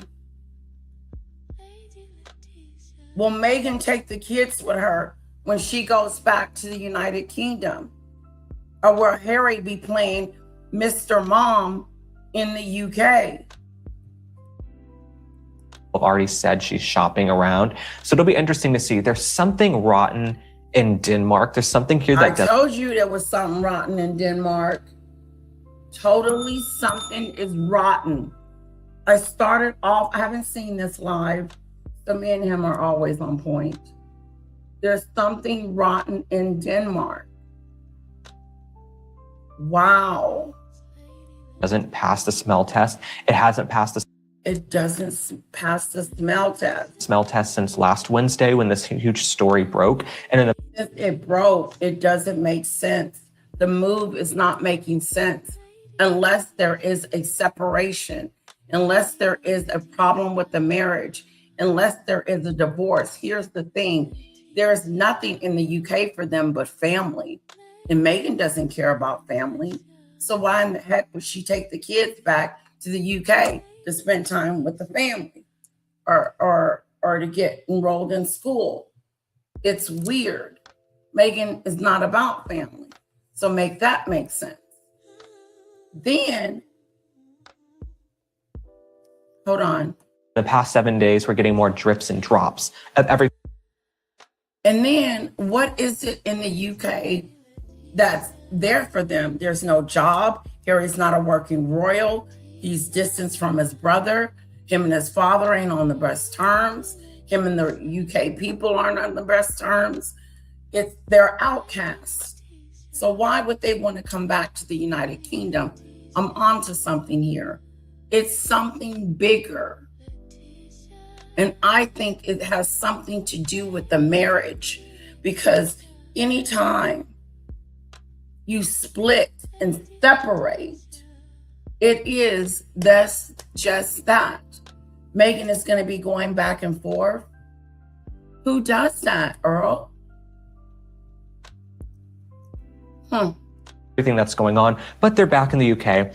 Now, People magazine, which in my opinion has really become a vehicle to launder their image and paint them in a good light. People magazine is like, Meghan Markle woke up today with a smile, headline, exclusive. They're reporting that Prince Harry just missed his home.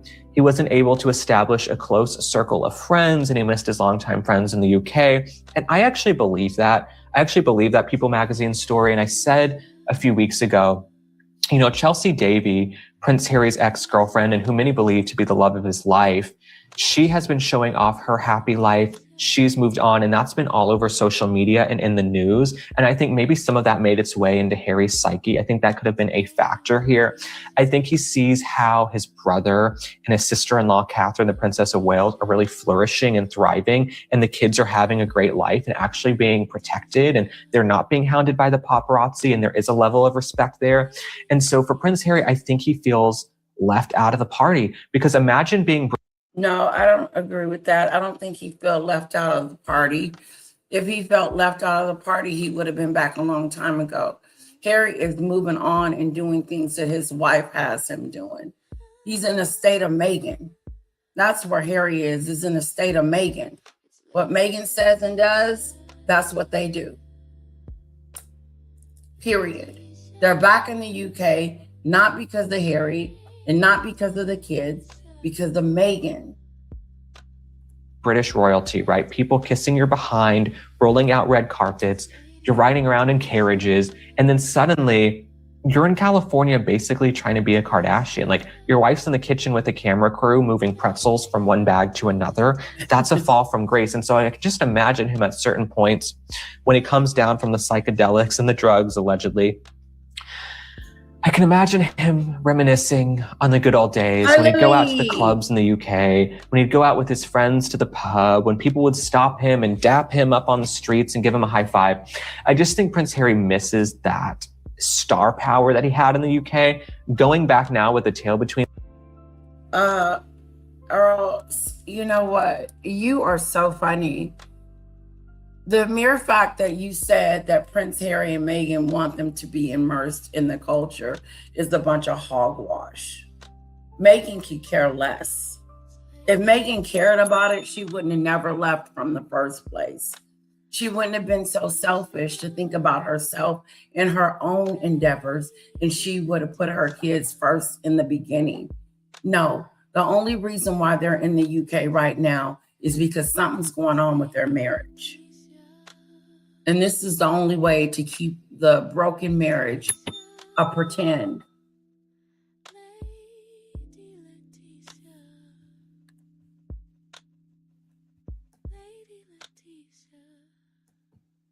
See, Dell smells it from there. Doria went bye-bye. We never stopped being a working royal. Oh, yeah, they kicked him smooth out. He's left out.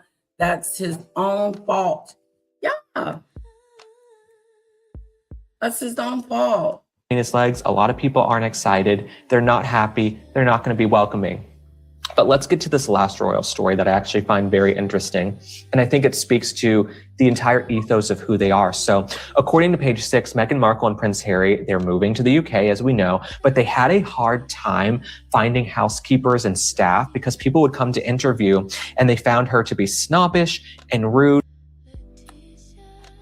They're looking for people to help with the house, and they can't even find anyone because of Meghan's personality, her snobbish ways.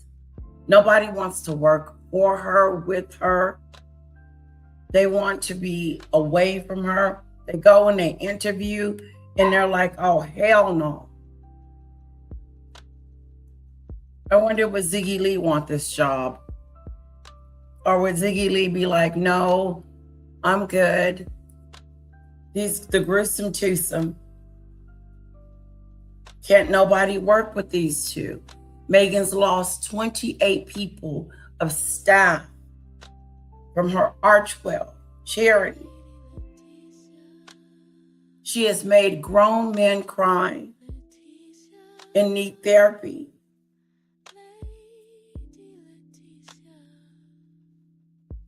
The twerking royals. That's who they are. Some of them were so offended by the way she spoke to them that words started getting around. Now, in Hollywood, getting a good housekeeper, a maid, a nanny, it is like gold, right? There's a reason people pay top dollar. There's a reason they move them into their guest houses and their guest rooms like au pairs, because it is like the Hunger Games in Hollywood trying to find a good housekeeper or staff. And so if Meghan Markle has a bad reputation, all the women at the country club are going to talk. All the women down at Soho House are going to talk. At the polo match, they're all going to be chit-chatting. And so I could imagine that her reputation has preceded her. We also had very credible reporting that she could not keep her communications staff. She's been through many, many, many communications folks and publicists, because what are you supposed to do with her? She makes candles. She also makes bookmarks. How many times has she switched over to her to the companies that she worked with to make her popular? Sunshine Sachs, WME. How many PR teams have Meghan connected with and have failed? She can't keep a PR team. She has a reality show. She still calls herself the Duchess of Sussex, but then she doesn't want to be a part of the royal family, but then she's moving back. For a publicist, it's hard to work. I don't want to be a part of the royal family, but I want to use the name Duchess of Sussex, and I'm moving back with my kids. So I'm going to have my kids be around the UK, and it's so dangerous out there. Make it make sense. Work with Meghan. someone who's so frenetic and manic and scattered. And so I can understand having a hard time keeping that staff, right? That staff is going to become very tired, very stressed. The money ain't that good. Let me just tell you, folks like this, which way do I point? Folks like this, the camera's reversed. Folks like this very seldom pay their staff top dollar. In fact, they're probably paying the nanny the bare minimum. And then you got Gwyneth Paltrow and others in the neighborhood who are just writing those checks. And so I can imagine that people went into interview for jobs. You also probably go into the house. It's not well kept. There are roaches, insects. I think the house is dirty. I really do. I don't think that they keep a clean house. Meghan doesn't come off to me as this tidy person. So I bet they do need a housekeeper for sure. But who can work with her? That's the problem. I'll work for her for $500 million. Per Meghan says she has. Chris Morgan says she has. Right. That's what Earl came up with. I will too. But I'll tell her about herself. Get somewhere and sit down, Meghan. Quit talking to me like that. Quit treating people like that. Quit being rude and disrespectful. Quit being mean and ugly to your staff.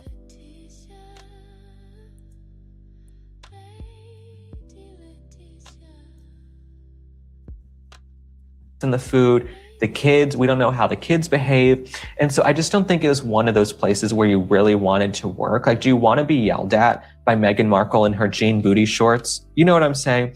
And I think we're going to see more of these stories. I think these stories are going to continue to come out now because they're not in California. The folks in Hollywood, the staff, the people behind the scenes, whether it's a cater waiter. Oh, do you guys think now that Meghan and Harry has left, the media is going to be like reporting on them and talking about, you know, more and more about them here in the United States, like Meghan was this and Meghan was that? I just wonder if they're going to start having articles about her, or are they going to just leave it alone? Who worked an event, they're going to feel more footloose and fancy free to speak up, even on the record, because Harry and Meghan are across the pond. They're across the Atlantic Ocean. They're probably never coming back. I don't think Harry's ever coming back. I think this is the beginning of the end. But people are going to start speaking up more. And so I think we're going to see more of these stories. It is going to be a feast for all of us. It is going to be like Thanksgiving, Christmas, everything wrapped into one. The stories that are fin to flood. Here's the dealio. Meghan moving back to the UK is huge. There is going to be story after story after story after story. And like Lauren is saying, just a plethora of information about these two. The stories are going to be storying. This is what we needed to regroup with what's going on with her. Someone said that Meghan was boring. No, you're boring. You're the boring person. Okay? You're boring. You don't have it going on, and you wish you did. But one thing about it is Meghan is going to bring it. She's going to give you the controversy. She's going to PR it. She's going to get in front of you. I wonder if they house their guy in the Coswoods in next door to Ellen. That would be ideal, I'm sure. Okay. Right. Remember when the Ferris used to roast people? Imagine giving them a roast.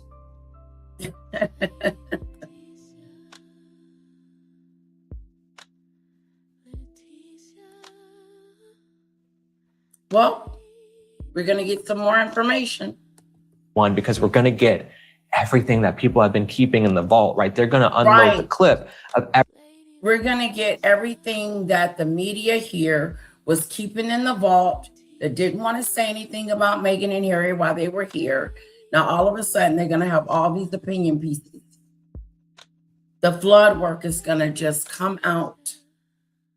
Meghan this, Meghan that. And I'm talking about in the United States, Earl, not the United Kingdom. How they are going to be unloading on Meghan.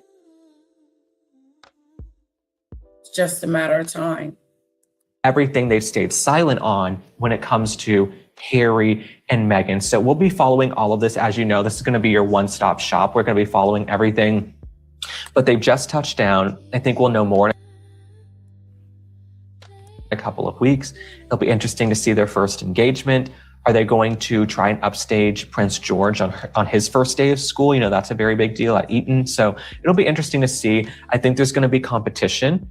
I think Meghan Markle still sees herself in this delusional way in competition with Catherine, even though you can't compete where you can't compare. Okay, it's like a thoroughbred next to a dog with 3 legs. Like, there's no comparison between Catherine and Meghan Markle, but it'll be interesting to see because they're going over there to stir the pot. They're stirring, let me get my comb here. They are stirring the cauldron and stirring the pot because that's what they do. They're SHIT stirrers for a living. They stir the pot for a living. A lot of skincare. All right, guys. Let me know. Put a 1 in the chat if you're ready to shut it down. Put a 2 in the chat if you want to see her interview. Because we can always do her interview tomorrow. I've been on 2 hours. Is that good enough? Or should we go and do the interview?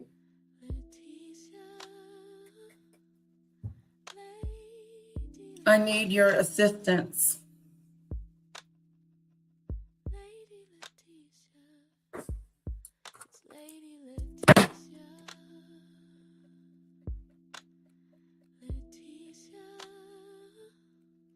How could there be any more news stories about Meghan and Markle? This is the story, Earl. Her moving back to the United Kingdom is breaking freaking news.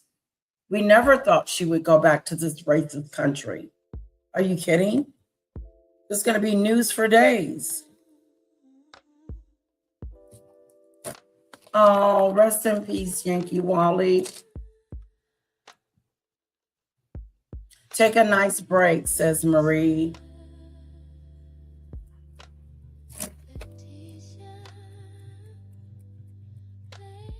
Earl, be careful. Just because you don't like someone, don't mean that you need to be disrespectful about where they live and where they come from. Okay, especially the deceased.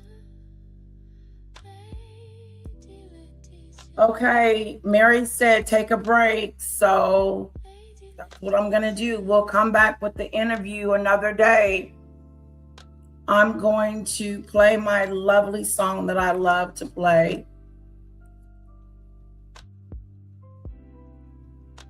I really want to do the interview, but if you guys are tired.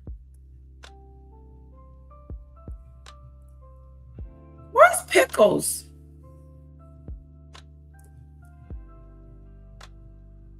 Lisa B, how are you? Are you guys tired? No one. Mary's the only one that says something to go rest.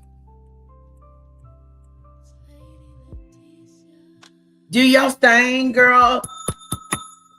Go on, girl. Do your thing. Do your thing. Do your thing. I heard Golden call you a coon and a bitch, but I have to be careful. Is that fair?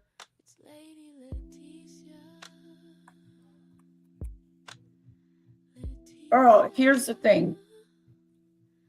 You are my guest on my channel. You're in my chat. You're my guest or whatever. And you're talking about something that has nothing to do with anything.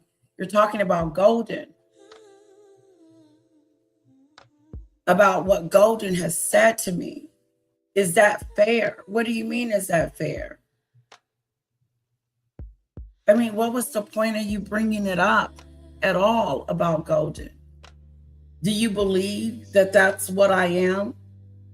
Do you believe what she said is true? If you believe that I'm a coon and a bitch, then why do you believe that? I'm asking you because you brought it up, Earl. You know, I only respond to Golden when there is on a need-to basis. And that means that I really don't give a shit about what Golden calls me and what she says about me, because her opinion about me doesn't really matter to me. But what I don't want to happen is people like you, Earl, to come in here and make these kind of statements about me being a bitch and a coon, about someone calling me that. And you have what's your point? Are you saying that you're glad that she said that about me? Or do you agree with what she said about me? Or do you want me to, what is it that you want me to do with this sentence?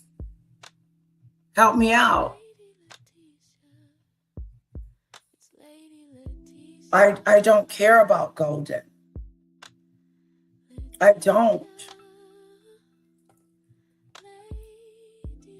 If I cared about what she said about me, don't you think I would have responded to it?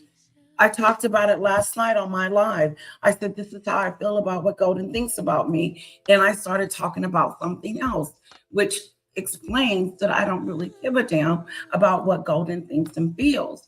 But you're in my chat bringing up something that is very negatory and nasty towards me. And I want to know why you felt the need to bring up something that someone said about me, as if you believed it, or as if you're okay with it, or you think I owe an explanation as to why Golden says the disgusting, despicable, nasty, unhinged things that comes out of her mouth.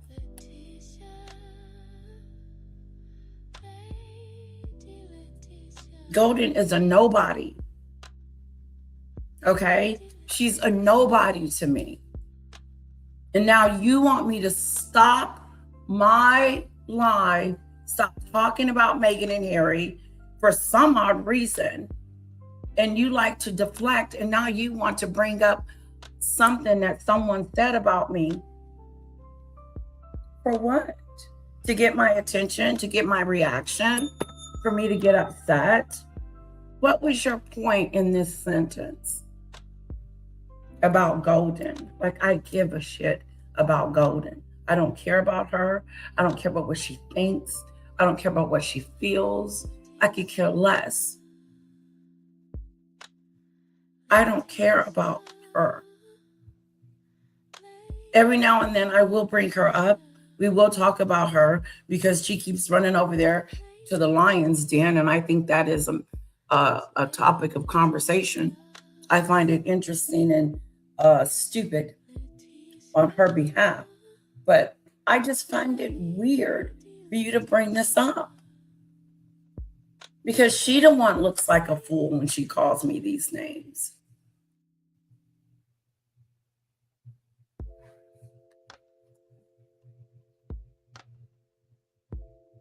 Okay, Lily, we're going to do the interview.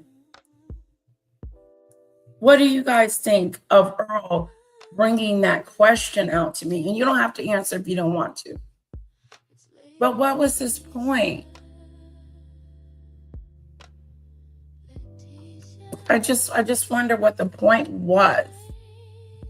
Did you want me to know that Golden said that about me? I know she's over there unhinged and talking stupid and out the side of her neck. I know that Golden is over there with outrage. And it's weird because she's mad at the wrong person. The person she should be mad at is the one that called her an op, that set her up, that calls her out of her name all the time. That friend, that's her friend. But no, she wants to talk about me. She spent all day yesterday talking about Wa. And not one time after I listened to it that I was sparked to get on here and talk about it. Because I don't give a damn. I really don't care. If I cared, don't you think I would have started my live out with talking about Golden? And saying, oh, guess what, guys? Golden went on a rampage talking about me yesterday, and she called me a coon.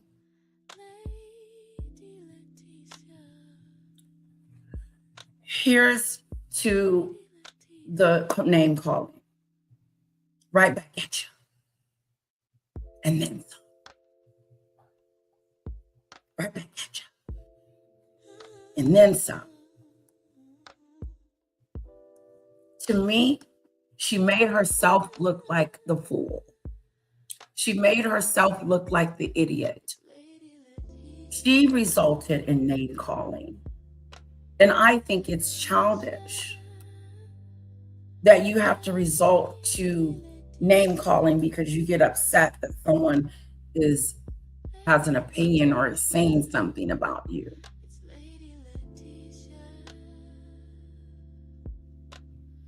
I think to treat you differently, Earl, I have not called you out your name. I've never called you anything remotely close to what Golden has said to me. So why would you inadvertently say that to me? I disagree with you because I don't agree with most of the things that you say about Meghan. And period. If you said something to me that was true or that I believe, I'll give it to you. I'll say, yeah, you're right about that. But for the most part, you and I think differently about the same person. And I don't know if you're getting into your feelings about it, or if you're upset, or what the case may be, or if I'm acting different towards you. No, you're the one with the other side, which we embrace, and we allow you to come in here and tell us your side of the story, even though you deflect every now and then. We allow you to do that over here, Earl, and we respect your opinion. That's one thing that I do. I respect your opinion.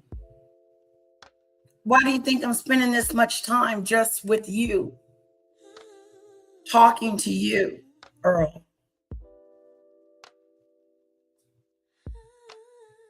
So, no, I don't treat you differently. You have a difference of opinion. And sometimes I like to talk about your opinion. I like to talk about what you have to say versus what I'm saying. Unfortunately, it's like that because we have we think of this woman totally two different ways. I think she's selfish. You don't. I think she's a mean girl. You don't. I think that she moved to the UK and made this decision. And maybe you don't. And maybe some other people don't either. But what we're not going to do, Earl. And I don't mind you telling me what Golden said about me. I don't mind that. But I felt something else in that comment. Like, what? Almost, are you asking me why I'm coming after you and I don't go after Golden? Is that the question? First of all, I don't respect Golden, but I respect you. I don't respect her. Anytime someone can call me names and not back up why they're calling me these names, but just want to be mean and nasty and think that is a comeback, that's what Golden does. That's what she does.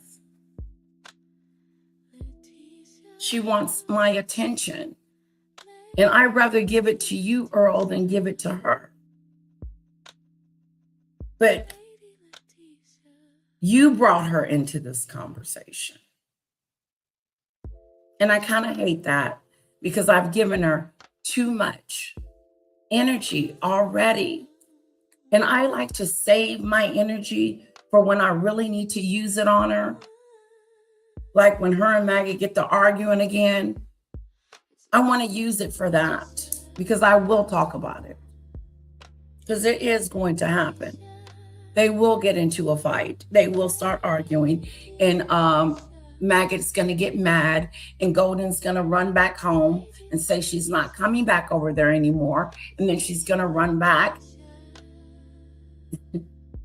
Back and forth, back and forth, back and forth. That's what she does. And we're going to talk about it. We're just waiting for it to happen. In the meantime, I really don't care what she has to say, Earl, what comes out of her mouth. She's showing me that she's despicable, that she has a foul, nasty mouth, and who cares? It defines her personality. It makes her look like a fool. It makes her be embarrassment. You're embarrassing yourself, Golden, when you get on your platform and start ranting and raving about someone that doesn't even care about you.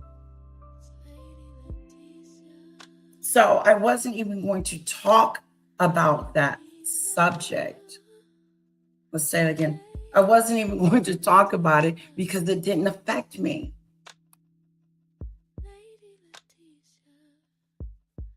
Normally, when something affects me, I'll strike up a live and do it.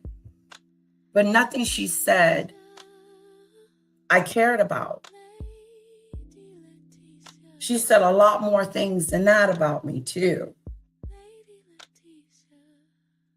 No, you said something about Yankee Wally's house, and Yankee Wally isn't here. And I know that was a dig on her because you don't like Yankee Wally because of Meghan. Come on, Earl, I'm not stupid. I said, yeah, be careful because she's resting in peace. Don't say nothing because you're good at saying something that might trigger something. Like you did. But I'm one of those, I'm just me. Me. No, we're not always nice. You're being facetious. No, we're going to tell you the truth. We're going to give it to you, Earl. That's why you come over here, because you like it over here. You want to hear what we got to say about Meghan. You do. And you want to debunk it. You want to say no. And you're entitled to do that. But I don't appreciate the Golden statement. And I don't care what she's saying about me. It doesn't matter. If all you can do is result in name calling and insulting, then that's not commentary. That's just someone that's unhinged and got a grudge.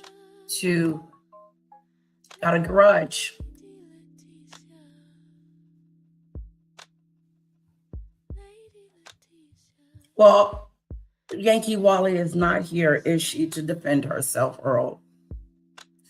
So let's move on. May she rest in peace. Okay, I do want to do this interview because I've got enough coffee in me that's keeping me bzz. Here's the thing with this interview. Meghan is on this interview lying, trying to make herself be something that she's not. And I want you guys to look at the inconsistencies in her interview and how it doesn't match up with the real person inside. Meghan is not this person that is caring, loving, giving, receptive. I don't see that in her. I don't see her as this nurturer, when Catherine does her walkabouts and meet and greets, you see the genuine happiness, the genuineness on her face. With Meghan, you see this plastered fake, this fake mask that she puts on and pretends. You see it, it's like a mask. When she went to the hospital recently and saw all those kids, I heard that all those kids most of them were sick and ill, And they came out to greet her. Instead of her going into their rooms, they came out to greet her. Everybody thought that was a little rude. But here's the thing. Your gifts and what you have and what you got going on, we'll see it. We don't have to, Meghan doesn't have to pretend or fake or put on a mask. She does have to because she is fake. Catherine is the one that doesn't have to turn it on and turn it off. It just comes natural for her. Watch how Meghan turns it on. It's mind. It'll blow your mind.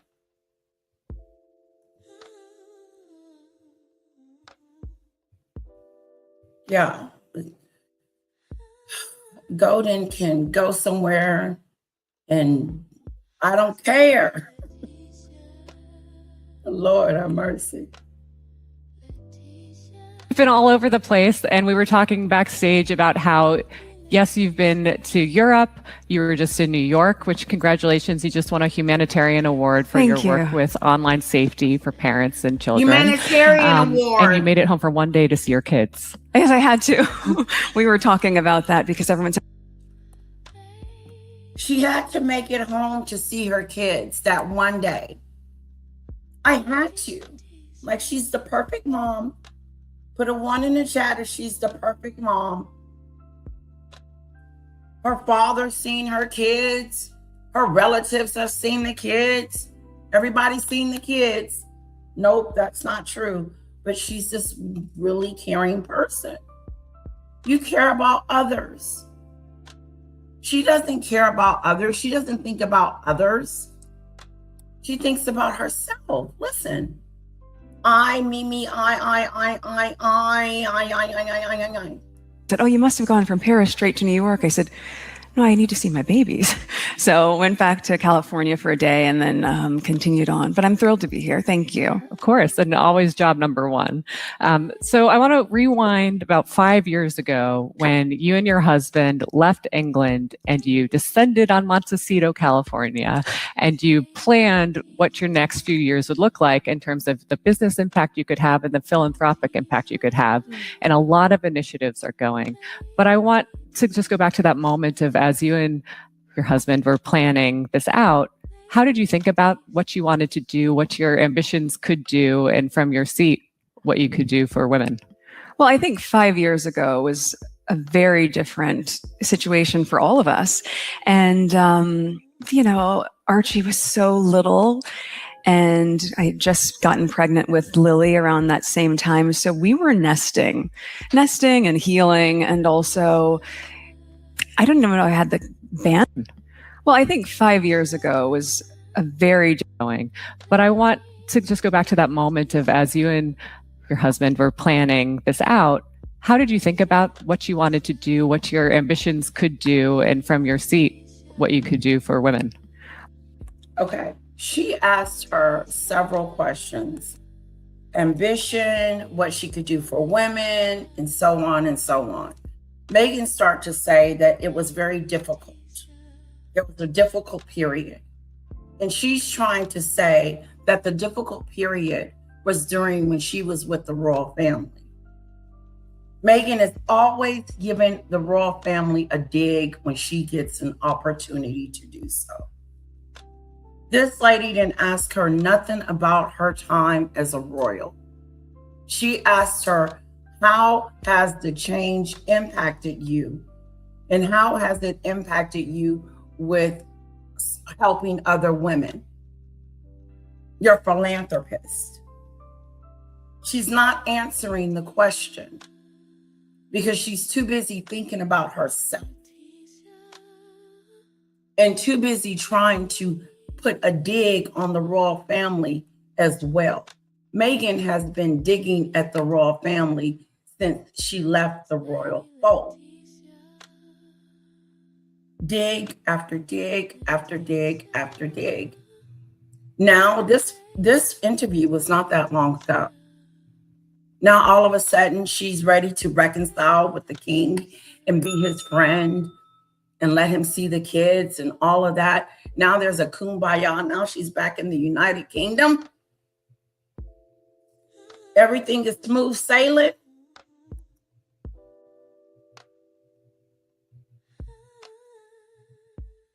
It's smooth sailing.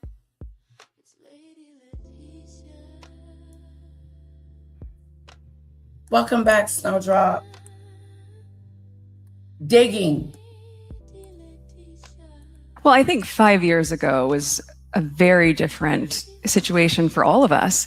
And, Archie was so little, and I had just gotten pregnant with Lily around that same time. So we were nesting and healing. And also, I don't know if I had the bandwidth at that time to think about what the big picture dream was. There was no plan. It was just, let's get through these next couple of years, create community, which was always so important to both of us in our new environment. And then as we started...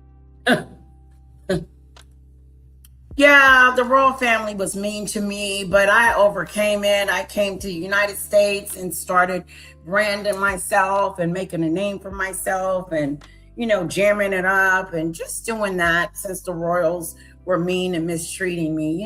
It was a very difficult time for me. And now she's all about community, surrounding myself with community. What community? Their community don't want you there. Montecito's neighbors don't even like you. It's been written in papers. They don't care for you. Why is that? Why is your personality so toxic? Why are you disliked by so many?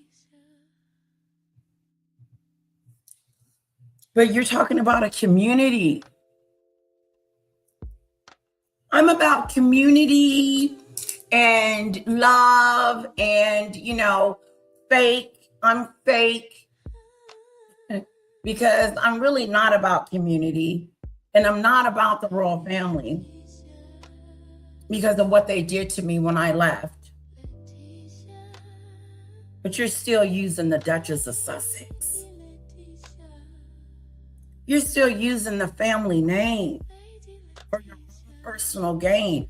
And what you're going to do when you drop off the kids, sorry, Earl, I said I wasn't going to say it again. When she drops off the kids, she never answers the question. When she drop off the kids and hit it,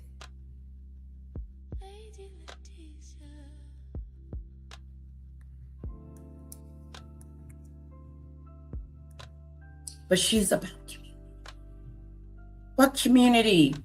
What about your family? You ain't about family.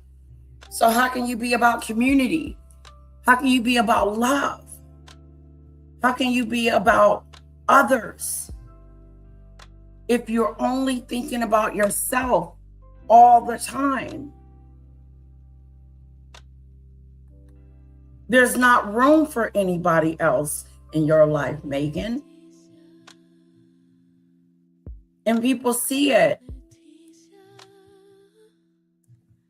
Started to get into our producing through our deal with Netflix, really creating projects that we felt were compelling. And then I said, okay, finding projects that we find that are compelling. What, The Jam? Listen to the way she talks about herself, like almost in an uppity way, almost in a braggadocious kind of a way. My producers and my team and everyone around me, we went with this because it was the best course of action, because, we were in this big house. And so that's why we did it that way. Listen. I've always loved being able to share. I've always loved. She says the same crap everywhere she goes. I'm glad I'm able to share with you guys my cooking skills, my craft, my everything. I'm just about sharing.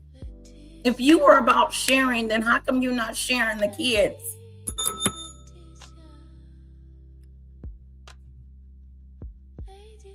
Them kids been locked up. Now they in Great Britain. For what, Meghan? Why? What are you hiding? The divorce? The separation? The money? Community? And sharing. Sharing. Meghan is about sharing. I haven't seen her share nothing. When she did her as ever, was there any family members or friends? Did you see any friends? She said she has friends from when she was in middle school. Name one of them people, Meghan. Name one of them girlfriends from middle school that you're still friends with. I've seen it on your as ever situation. I saw your hairdresser. I saw Chrissy Teigen. I saw a chef. I saw people that you don't even have relationships with. You don't even have any friends. Reminds me of maggot. Friendless. It must be lonely. Very lonely Being life. able to cook and entertain. This ain't got nothing to do with the question that woman asked her, demon dictator. She asked her about women, empowering women. Now she's talking about sharing and cooking and entertaining. Who do you like entertaining, Maghan? Meghan? Who's your entertainment crowd? Who, Harry? The kids? The dogs? You've seen her Instagram page. The only thing she posts is herself. Herself, her jam, and every blue moon, the kids. Make it make sense, Meghan. I like to share and cook and do and be and no. Is there a business here? And I think it was probably most people's assumption that if I was going to go into business, it would be fashion or beauty. But those 5 years at home, I wasn't running around wearing beautiful outfits. I was probably in Birkenstocks and sweats like the rest of us. Did you hear what she said? She said, I wasn't running around in designer dresses and stuff. I was in Birkin socks and all that. Like Birkin is some regular socks. You see how she brags on herself and puts herself, her own self on a pedestal, and she's not relatable. Look how unrelatable. I can't relate to what she's talking about as a woman. I don't know what she's talking about when she's talking about community and sharing and cooking and entertaining. What the hell does that got to do with empowering women?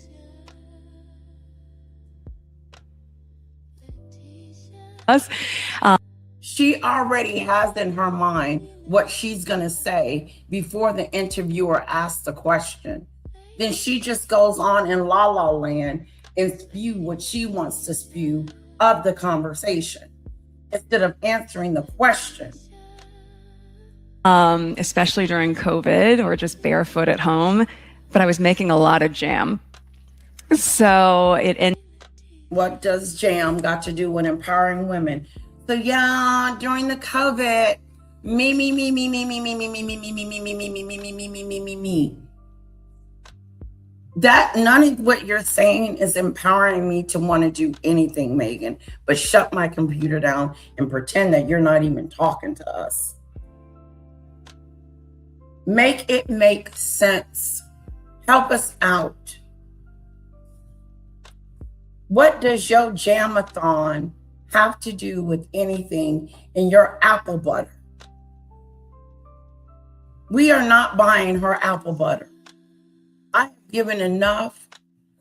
I have given enough to her nasty jamathon to last me a lifetime.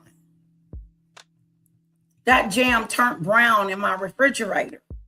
I had to get it out. It wasn't no good. Pass the Duchess to the left-hand side. Pass the Duchess to the left-hand side. I know that song, Plotter. Love it. Pass the Duchess. Hello, the elite chick with the crown. Here's the thing. If you guys find something entertaining or interesting that comes out of her mouth, hey, put the word STOP in the chat and I will stop and we will listen to it. Ended up becoming the thing that really was my passion project that I turned into a business. Amazing. And that became As Ever, which you launched about a year and a half ago. I put everything on it. She'd never answered the question about empowering women. How is your jam empowering me? What is it that you have to give to us, Meghan, that we should be listening to what the hell you have to say instead of you always talking about yourself and about your stuff, your products, what you do, and it's me, me, me, me, me. I know this lady is sitting here asking her questions, but she asked her specific questions about empowering women and she gave us nothing.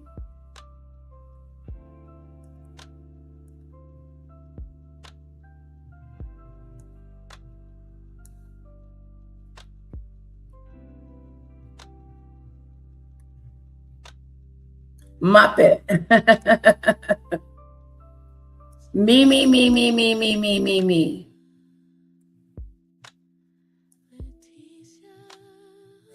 She said, what?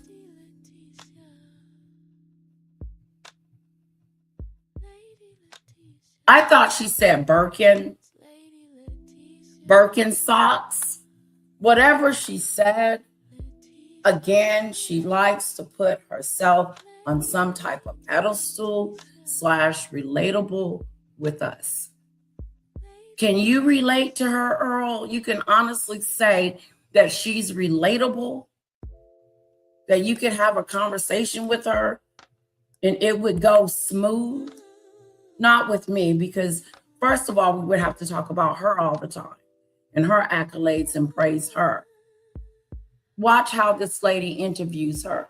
Now she's going to talk about her jam because Meghan has switched the conversation over to her Jamma scam. And went through a rebrand. I'm curious, you had one of your ventures was a podcast called Confessions of a Female Founder. Yes. About a year and so change after launching a company like that, what would your confessions be? Has it been harder than you thought, easier than you thought, more rewarding, harder? What's the take? Well, I think year one for any founder is just a lot of learns. And so we founded As Ever earlier this year. I think the first... For any founder, because I'm a founder, I'm an entrepreneur, I'm a philanthropist, you know, I'm all these things. Every year, she tacks on 2 more things to her resume to try to make her look relative. Entrepreneur, founder, CEO, producer, head honcho. Every year, she adds something new to her resume, as if people are going to see something in her that is so talented that we need her. I'm this perfect person. She's given off, that's the facade she's giving. Yes, me becoming a founder was so big to me because, you know, I did everything else and I haven't been a founder yet. So now I'm a founder. And when we became the founder of this company, it became really big. First drop was in February or March. And what you're looking for is, what are the consumer behaviors and habits? What are the products that they're gravitating to? And I had this incredible fortune of having every SKU sell out within under an hour, which is amazing. And also you don't learn a lot. A lot about inventory management, supply chains, and all the rest. Oh my gosh. So then I was doing Confessions of a Female Founder as I was building this. I'd always loved the podcast, How I Built This. And I thought, could we do something that feels a little bit like the tenor of how I'm building this?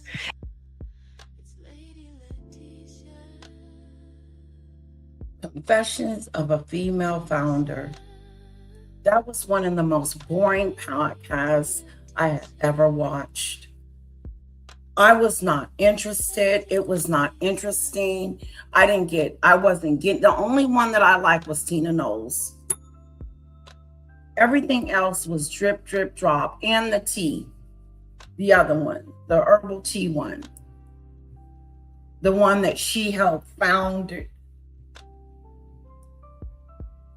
Hello, Diane. Hello, Michelle. Yeah. And really be candid, both talking to female founders who had scaled and sold, and equally to other founders that were on their first run, in many ways like I was. So I was learning from a lot of the women that I invest in and also that I'm friends with. But, I think my learns were to continue to give yourself the grace to have to pivot. And you do, because that first sellout, we said, great, let's 10x the inventory. Look at her talking about herself. Look at her talking about our business. Look at her talking about our inventory. Look at that. That wasn't the question.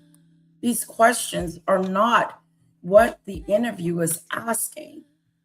It's almost like she's taking over the interview and making it what she wants it to be. She hijacked the interview and started talking about what's best for her and her jam and her founderness in the inventory and, the first run and how it's sold out in like 30 seconds. Watch how she tells them. Watch. I know she is. She's predictable. Story for the next seasonal drop. We'll get all the metrics that we need. And then it sold out within 4 hours. Told you she was going to say it. It sold out in 4 hours. Like, I don't know what I'm going to do now. Like, it's all going downhill. It's selling out in 4 hours. I don't know what to do. Got 50 jars of jam that she sold in 4 hours.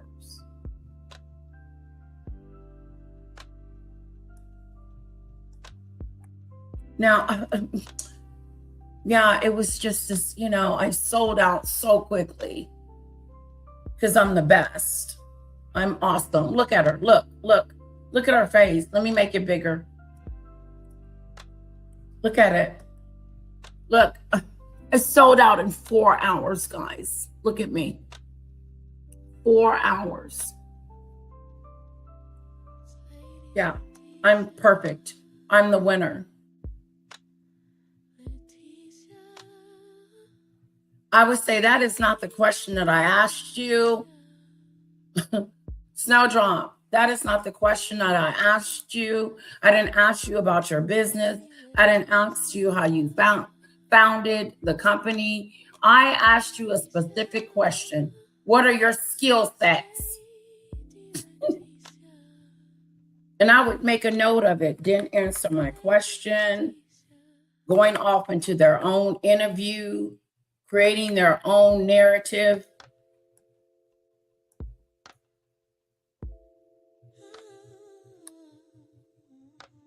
Plotter, the Spotify podcast, it took about 2 years and needed a huge number of staff. Oh yeah, she needs a lot of staff. She had 80 people for the Netflix show. Let her tell it. It was so many people.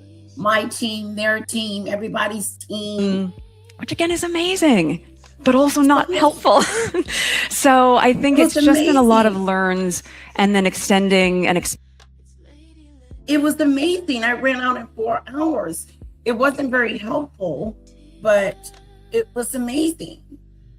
Braggadocious. Expanding the product categories to really see what those habits are and how we can show up in your home for you.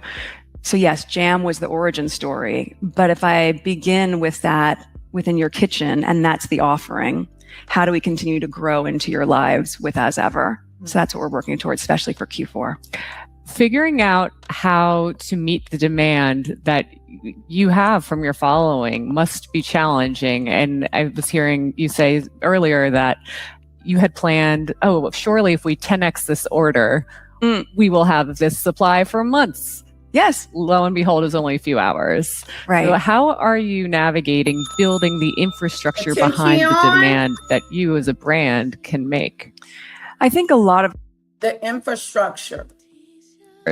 Right. So how are you navigating building the infrastructure behind the demand that you as a brand can make? I think a lot of considerations go into which products become limited edition, which ones are going to be in steady state, what really is the brand identity beyond the jam, which yes is the hero product. But then as we've gone into different SKUs, flour sprinkles became quite a thing. And that was really complemented by the show with the series with Love Meghan. Some cheap flour sprinkles. That was her signature situation, was the sprinkles on fruit and a cracker with jam on top or donut. Dried up flowers was her signature. And I was able to show people what I love to do. And then we had the brand where I could tell them how they could have a lot of those things in their own home. I think it's going to be a continued process, as most founders will find in year one. And holiday, we have to be ready for holiday. So trying to be in steady state for most of the SKUs and really not being able to gauge how things are going to sell out, especially when you have people. Infrastructure. She asked you about your infrastructure. And you're still talking about jam and how many jars you need to sell. Who have an appetite for the products in global territories, but we aren't selling internationally yet. And so they're finding workarounds where they'll have their friends stock up for them and then ship it to them separately. So the inventory is moving in a way that we hadn't anticipated, which is the biggest blessing.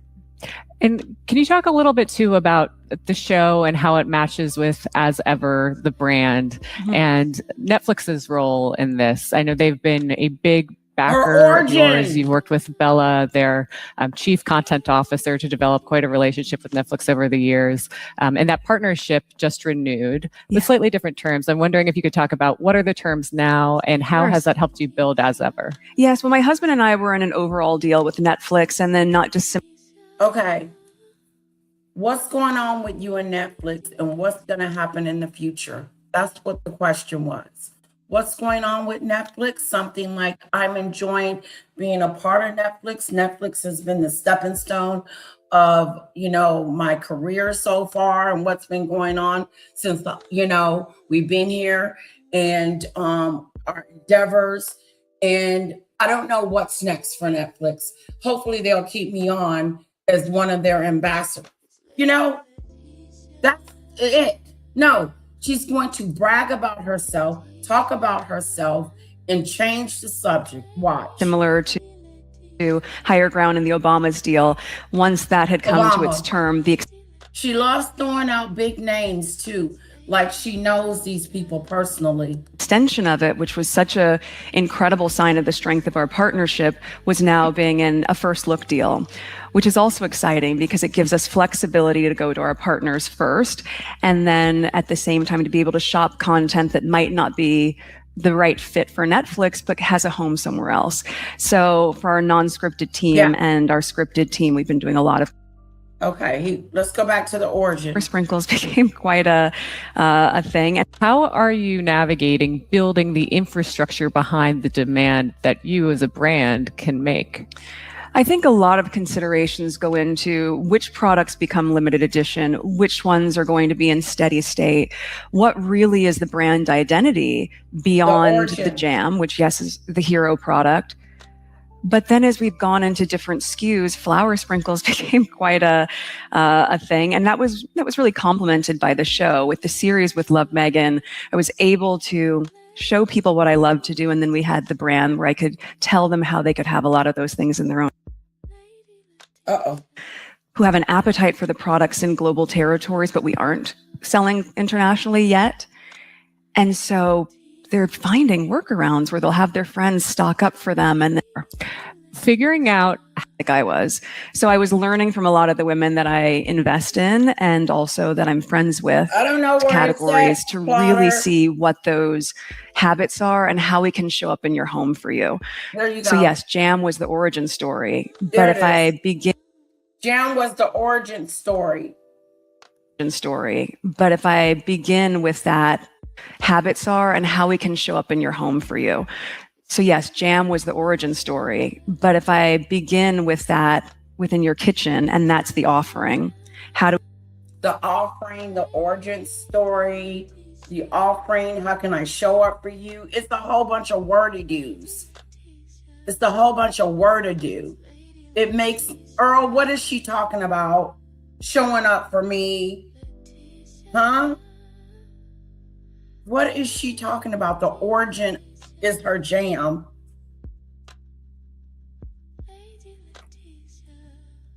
And for hotels, and that was in between auditions. That's not the full circle I was expecting, but here we are. I used to teach gift wrapping at Paper Source. Where can I share that with you and how that continues to grow? That again, with a year of learns. So we're able to say 8 episodes.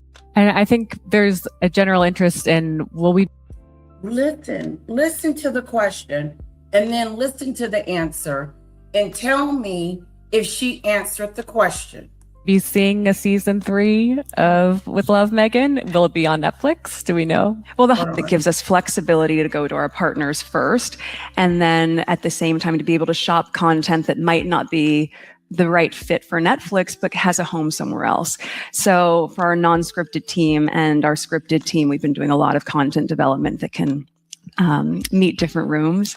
And then of course for the business, it's been incredible because when you have female executive leadership that is so supportive of me as an entrepreneur, what we've designed is being able to have so much robust support in year 1, where you have the show complementing the brand, where content and commerce are meeting, and then still enabling me to have autonomy to build out my own team and scale it in the way that I envision. That will go on. The business will, of course, go on longer than a series. She's always talking about building a team, having a team. And she's not capable of keeping a team because of her personality. She's a mean girl. She's a bully. What team are you talking about? And you're still not answering the question. The question was, where do you see yourself with Netflix? What's next? And so it's really been a partnership that I'm grateful for. And I think there's a general interest in, will we be seeing a season 3 of With Love, Meghan? Will it be on Netflix? Do we know? Well, the holiday special is coming out in November, and it's a really good one. So I think looking at that format again with a year of learns. I saw the holiday situation.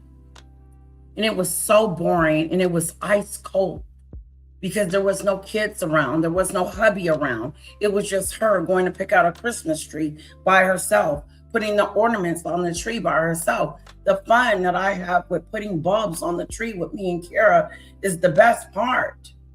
It felt lonely. It felt distant. It felt cold.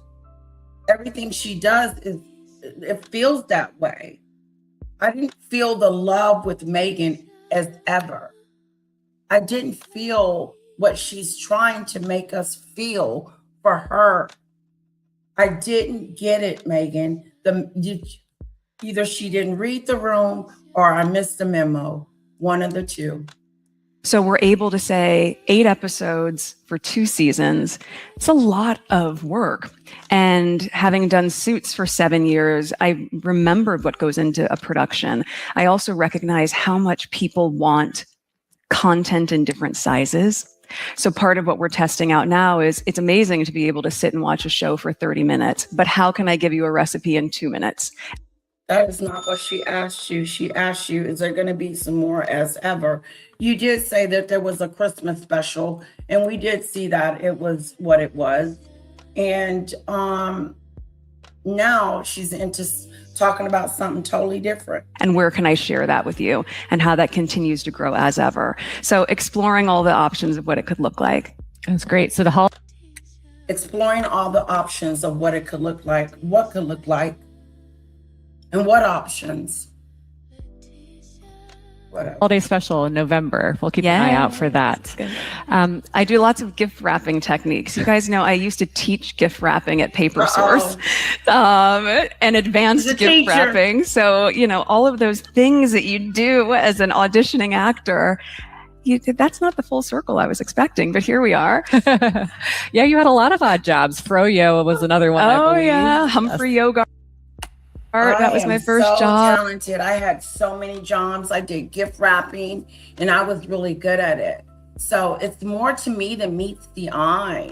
And, you know, when I used to do calligraphy, I used to do it for so many celebrities. Oh, yeah, I remember too. Yes, I also have a handwriting that is exceptional. I did calligraphy, and I did invitations for celebrities and wrote for celebrities and did all kinds of things for celebrities. She lives in this bubble. You live in a bubble and you're trying to relate to the average person, and you can't even have a conversation that would help that out.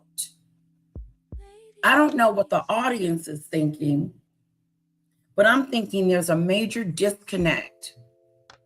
Weddings and for hotels, and that was in between auditions. Right. And at the time, I don't know why I didn't think to just buy a glove, but you don't want the natural oils from your hands to get on the beautiful paper. So I would just put a white tube sock on my hand, write all these very fancy cards for people. Amazing. Well, a long way from the white tube socks. Pat yourself on the back. Make sure you do a pat-a-do. And you're right, Snowdrop. You're right. She took pretzels and put them in another bag. That was the big dealio. It's on your hands, but we can all appreciate that. Yes. So I'm curious, as you think about expansion for As Ever, we've talked a little bit about, obviously there's global appeal that you could tap into, and there's also stores. Right now you're direct to consumer. Can we expect to see some of your stuff maybe in like a Target, or where could we physically buy it, do you think, in the next year? Well, I think the retail component is so important, especially in growing a business, but also what I'm really working to convey in my... I swear to God, it sounds like she's at an interview, not an interview where it's just casual. I mean, on a serious job interview. It is so important. What's important, Megan? Everything is important. You think in the next year? Well, I think the retail component is so important, especially in growing a business, but also... She asked her if she will see her stuff in Target and like Walmart and them. Okay, but she's supposed to have a luxury brand. Let's see what she says. So what I'm really working to convey and my intention with As Ever is getting back to things that are tactile, how we connect with each other. You want to put your hands on it. How does it feel?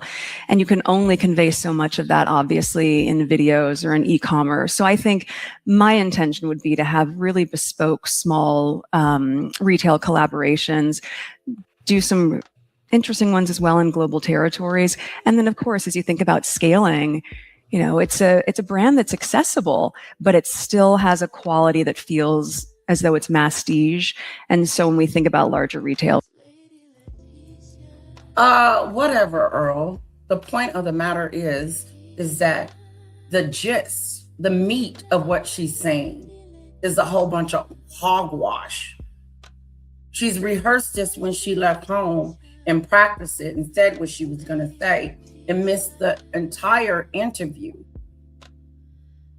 If I'm going to ask you some questions, I'm expecting you to answer it, not talk over it or talk about what you want to talk about. So however she's saying it, she still ain't answering the question. Make that make sense. I think in the next couple of years, that would make sense. Great. And then I wanted to think about or talk about how you are. Did she answer the question? Maybe in another couple of years, she's going to do retail. Is that what she said? Put it into some stores? Using social media to pair content and commerce and promotion. You took a hiatus from Instagram. You came back. January. Woo, it's changed. You're back. You're in action. But you're not on TikTok. I'm Not curious, yet. Will you be going on TikTok? I don't know. I mean, I think, look, I have had a very complicated relationship with social media, as you can probably imagine. Well, complicated, she said. She's got a complicated relationship with social media. Why? Why of you, out of all people, have a complicated situation going on with the media? Are you mad at the media because the media talks about you and tell the truth? Or is it complicated because, why is it complicated? Because Lady Letitia's on here telling the truth about you? We're going over her interview. We're trying to get something out of it. I'm yet to. And I also recognize the role that it plays in business. Part of it is, equally the work that you were talking about earlier. My husband and I spend a lot of time working on online harms, specifically surrounding protecting our children, not ours personally, but all of our children, for what they're susceptible to in the online space. So I'm sensitive to that. I also recognize that if you can show up in these spaces and be on the side of good, there is tremendous value in that also. So we're going to continue to expand the footprint in the social and digital space for the brand. For me personally, I don't know. The last time I was on Instagram, you guys, Boomerang was a thing. That was a long time ago. So having started in January, I just started to explore and play in the same way that anyone else does when they're online. I just happened to do it with a little bit more attention on what I was doing. Yeah, it's a hard decision to make because obviously people want to be hearing from you, but then they have lots of opinions that they stick in there that are not welcome, not helpful. And I'm curious, as you are, founders always have to look for signals in what's working, what's not working, how do I tinker, how do I pivot? How are you able to decipher out like the constructive from obviously the not constructive that you need to ignore? Well, there are certain things that I've done just for my own self-preservation, but also that I've applied to the brand and for the people that are incredibly supportive. I know. Here we go. Let's see if she answers the question. How do you deal with the supportive and not the so supportive? Because our advice, here's the deal. I believe that we are supportive over here. I believe we have given her so much advice that she could have been better. Okay? My personal opinion. We, as a collective, have been given Meghan advice from the beginning. We told her not to leave the UK, but she did. I did. I was a fan of Meghan in the beginning when she had millions of followers. I was one of her fans. And I said, please don't leave the UK. There's nothing in the United States for you. Nope, she was insistent on coming over here, branding herself. So she can't say that we didn't give her constructive criticisms and situations and tips. She's not listening to anyone. She doesn't listen to WME, Saks, none of them. She didn't listen to those people. If she had listened to those professionals that would have told her, this is what you need to do to better your popularity, then she would have done so. But unfortunately, here we are in the UK with the kids No, the question can be around naysayers, but if you really see the groundswell of support that surrounds the brand and me, that's what I feel the most, and that's what I appreciate. But by design, I also recognize that a lot of those people aren't going to my page to see negativity. And so not just protecting myself or the people that work with me, but also the supporters. So I don't have the comment section. How do you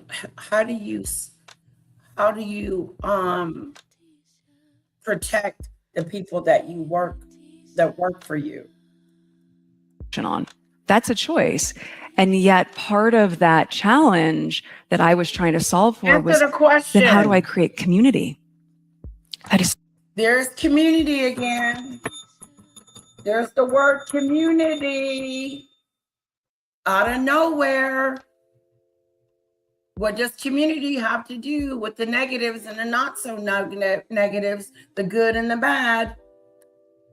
So key to this brand, and it's so key to how I like to show up in the world. How do we actually connect if you can't have... How do we show up in the world and how do we connect? What are you talking about?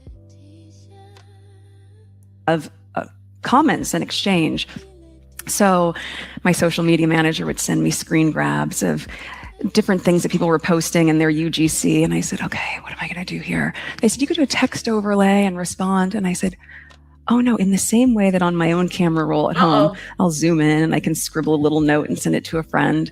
I've just started this construct where I will start writing in my handwriting a note to users who put up content. So I said, let's find small and creative ways to engage the community and let them know that I'm listening, that I really see and appreciate their feedback. So I think a lot of it is just designing what... You write a little hand note and you post it somewhere, and that's your way of thanking the community. Works best for you, while also being really cognizant of what is going to help. That's your way of listening to people's advice and listening to people's tips. And no, that's not listening. That's doing. If you're writing, then you're not really listening. You're acting. You're in action mode, honey.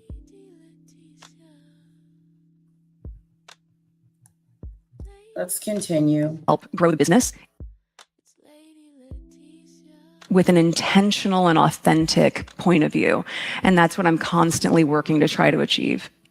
I think it's so hard. I'm constantly working and trying to achieve what? What are you trying to achieve? Did I miss something? Point of view. And that's what I'm constantly working to try to achieve. Designing what works best for you, while also being really cognizant of what is going to help grow the business with an intentional and authentic point of view. And that's what I'm constantly working to try to achieve. I think it's so hard, the whole online experience. And we were talking also backstage about a study that I don't know how many of you saw this in the FT over the weekend. They were showing how we possibly reached peak social media as of 2022.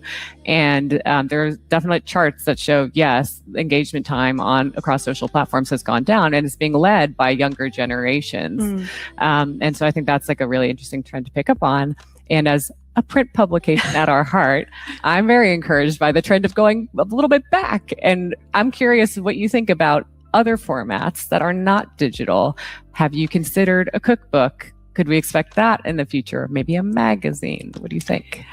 I love paper. And I really love, again, the sentiment. Show that interview crap again.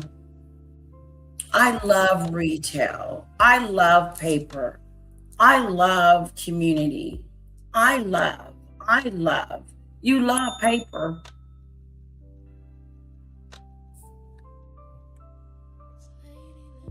Mentality of what happens. We all have those cards or issues of a magazine that you have held on to for so long for whatever reason.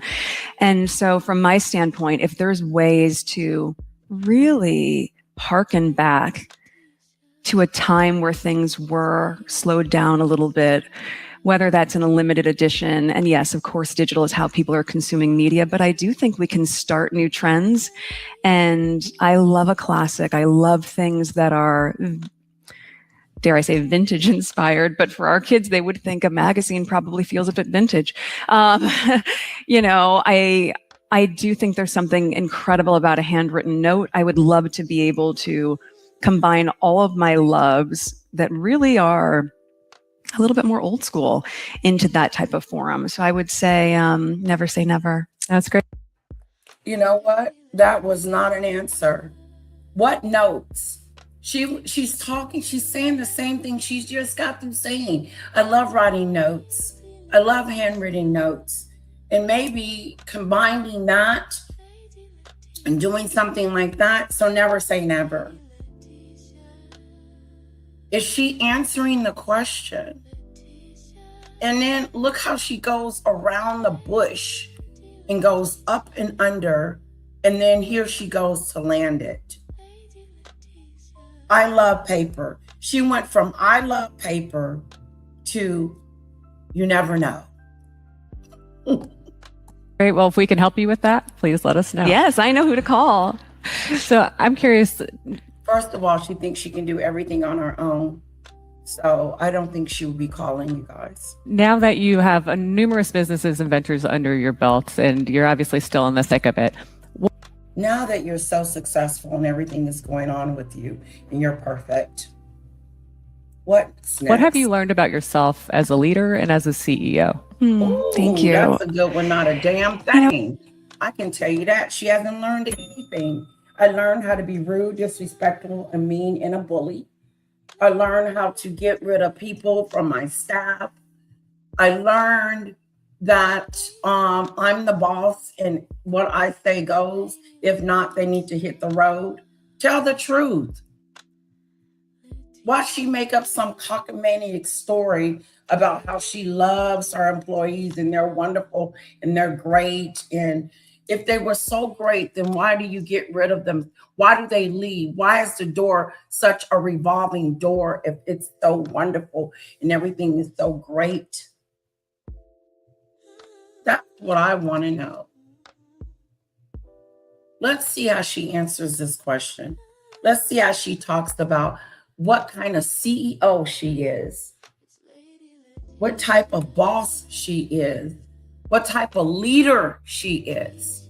Oh, it's been incredible because when I was on Suits, that was my last time really in a position with a very large team. We had a crew of 200 people.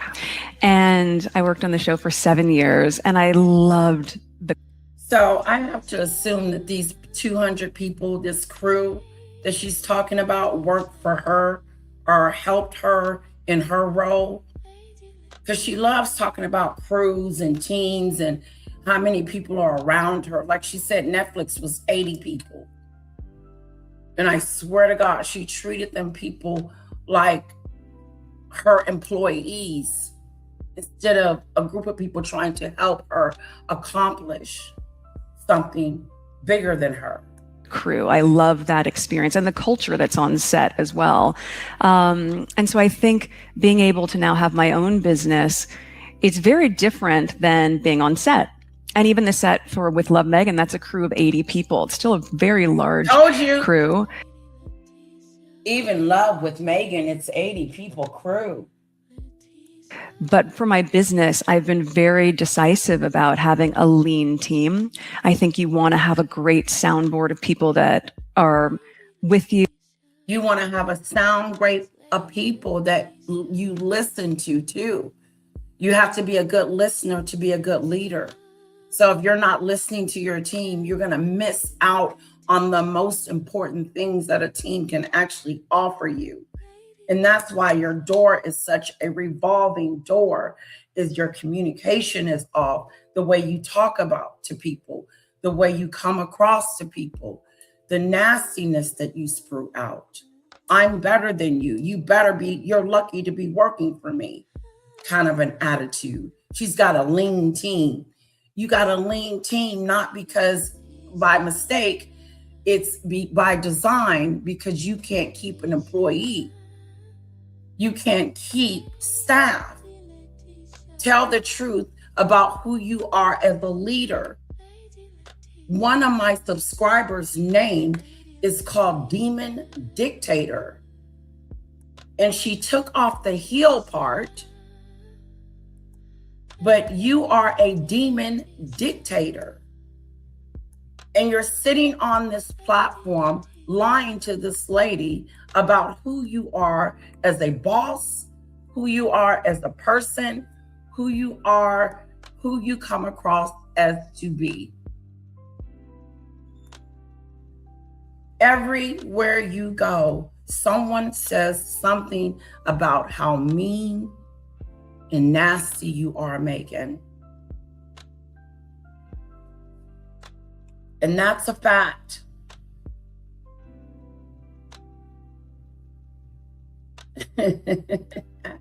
Listen. And with varied points of view, you want someone who's going to push back. You want someone who's going to be so creative and savvy in a space that might not be my skill set. So I love creating that culture, having that camaraderie. How do you like creating that when you don't allow people to do the job that you hired them to do? Because you know best. That's when a boss is in everything, it doesn't allow the employees to do their job and make it successful, because that boss is always into things, always having a suggestion, always telling someone what to do other than allowing them to do their job. So I don't see, and everybody have said this about her, that she is not that person that is going to allow you to have creative autonomy over a situation. She's in control of everything.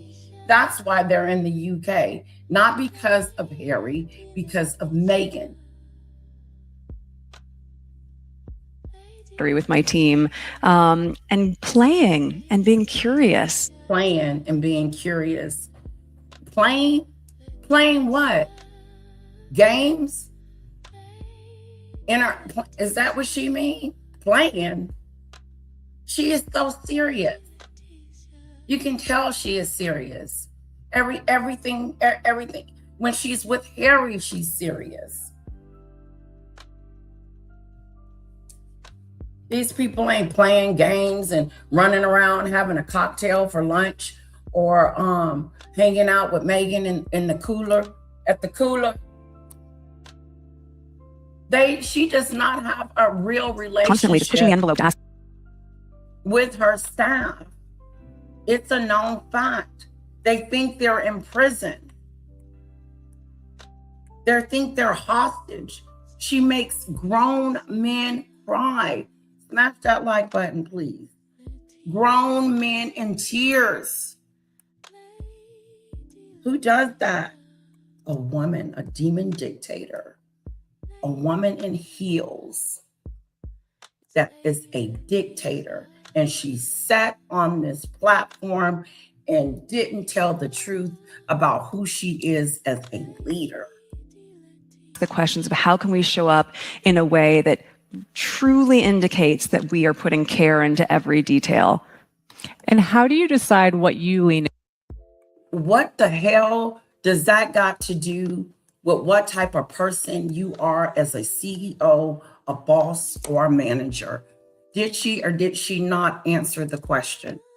She said that they play in something else. She did not give a good explanation as to why she is a good boss, an entrepreneur, a CEO, because she knows the articles that have been written about her. She's an expert on capturing men above her station, making her family. These are the skills she needs to teach. Yep. What would you love to learn from Meghan? What does she have to offer to the world? 80 people to create the Love Meghan. I hope you appreciate their hard work.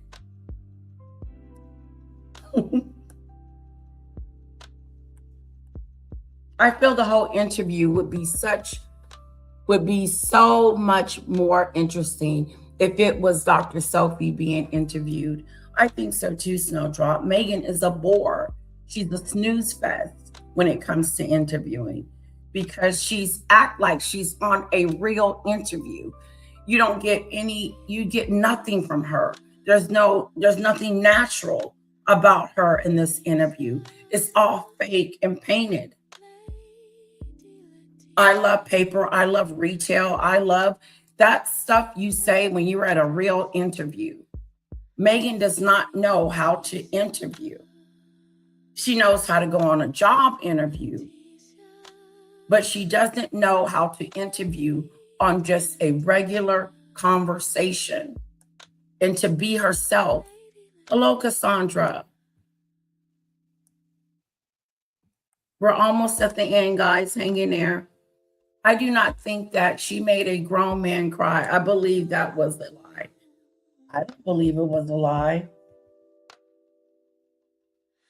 I believe that those men had to get therapy and that she was yelling at them and talking to them. And I believe she made them cry. Why would they lie about something like that? And that was proven. Let me ask ChatGPT.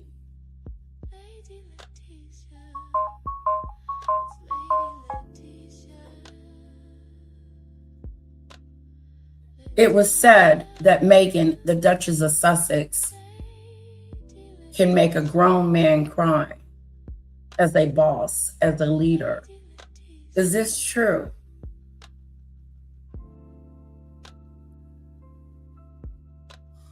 Yes. There has been published allegations that Meghan, the Duchess of Sussex, reduced staff members to tears. But it's important to distinguish the allegations from established facts. In 2018, Jason Knopf, who was communications secretary for Harry and Meghan, made an internal complaint alleging that Meghan's treatment of staff was unacceptable, that 2 personnel assistants have been driven out of the household, and that another employee confidence was being undermined. Other reporting describes staff members allegedly being brought to tears or becoming extremely distressed. Okay? Other reportings describe staff members allegedly being brought to tears. To tears. To tears. A grown man, grown people.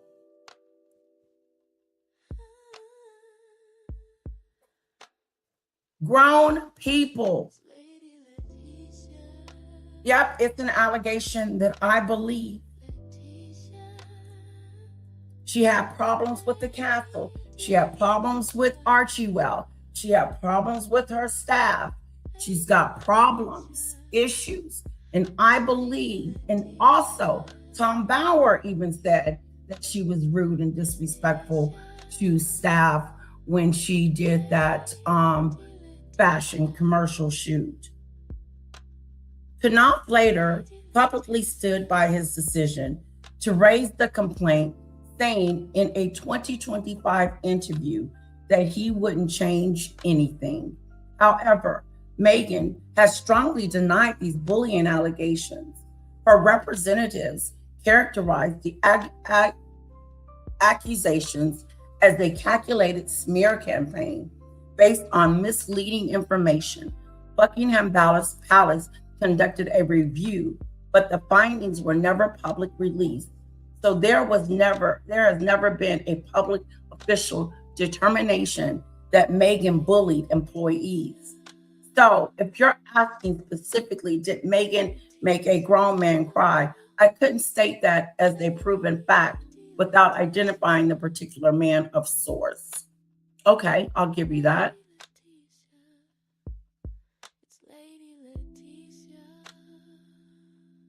There are documented reports. There are documented reports. There are documented reports of staff being reduced to tears, documented.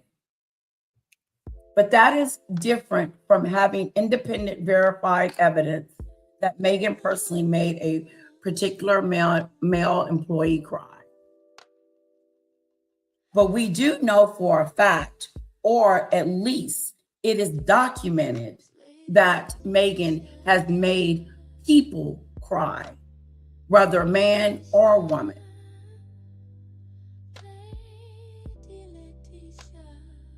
Yes, with one important distinction. It is documented that multiple sources have reported people crying in connection with Meghan's treatment of staff. Why would these people lie about her? Why would I say that she made me cry and she didn't?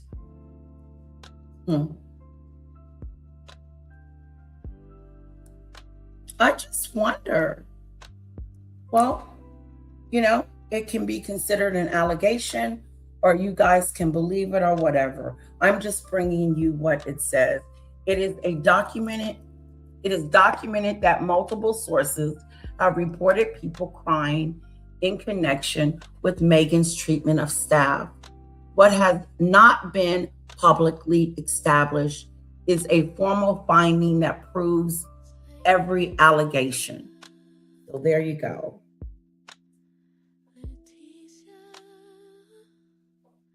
I know. Can you imagine a grown man crying? Demon would like to come on. Demon would like to come on her gossip about the interview.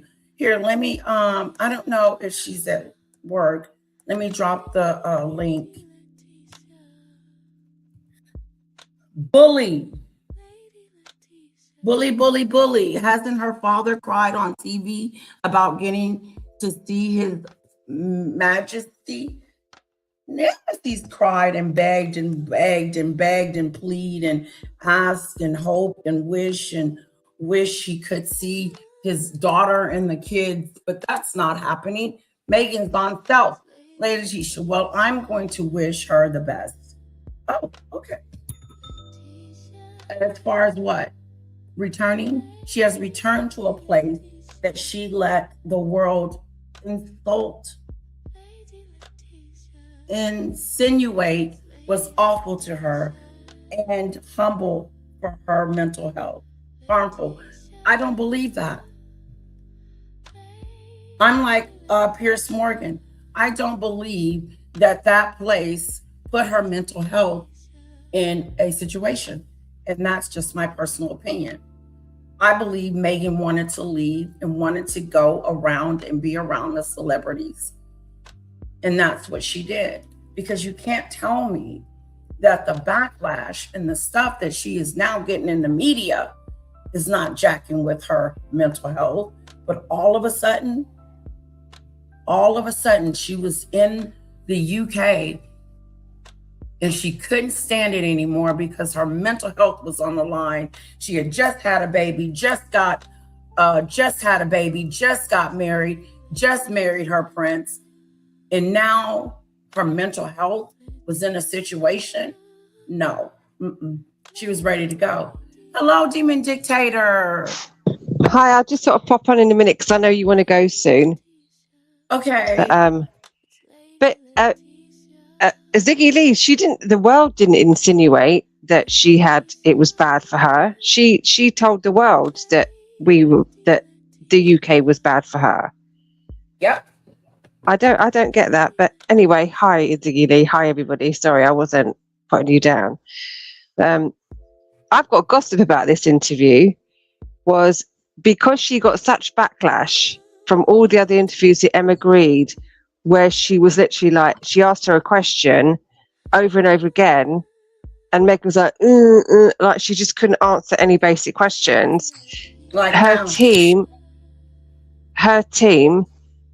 got her this interview, and they had to pre-do the questions and answers, because when she actually answers the question, she's able to just like perfectly answer it. Like normally if you ask someone a question, they got to think about it for a couple of seconds, but she just like that. So they made her do this to try and get around all the bad feedback she got with all the other interviews. Do you honestly think that she is moving back to the UK? I think she's finna go. I think she's dumping Harry and the kids and finna head back to the United States. If I'm wrong, then I would be wrong. But I really do think that this is, to me, some type of separation, some type of situation. I don't see Meghan going to the country and living a small, quiet, little to-do-y life. It is stated that she will be back and forth. For what? My kids are in the UK. What the hell am I in the United States for? I'm just saying. Tell you, yeah, I just said what I said.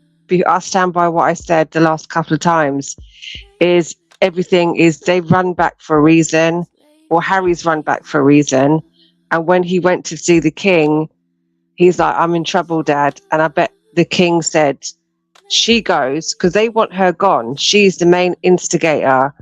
I mean, he is as bad as her, but she is the main instigator in all this. And the royal family were like, "We'll have you and the kids back, but not her." And she's going to hate living in the Cotswolds. Cotswolds is beautiful, but it's in the countryside. It's boring. I would go nuts because I'm a city girl. I would go crazy. So they've gone,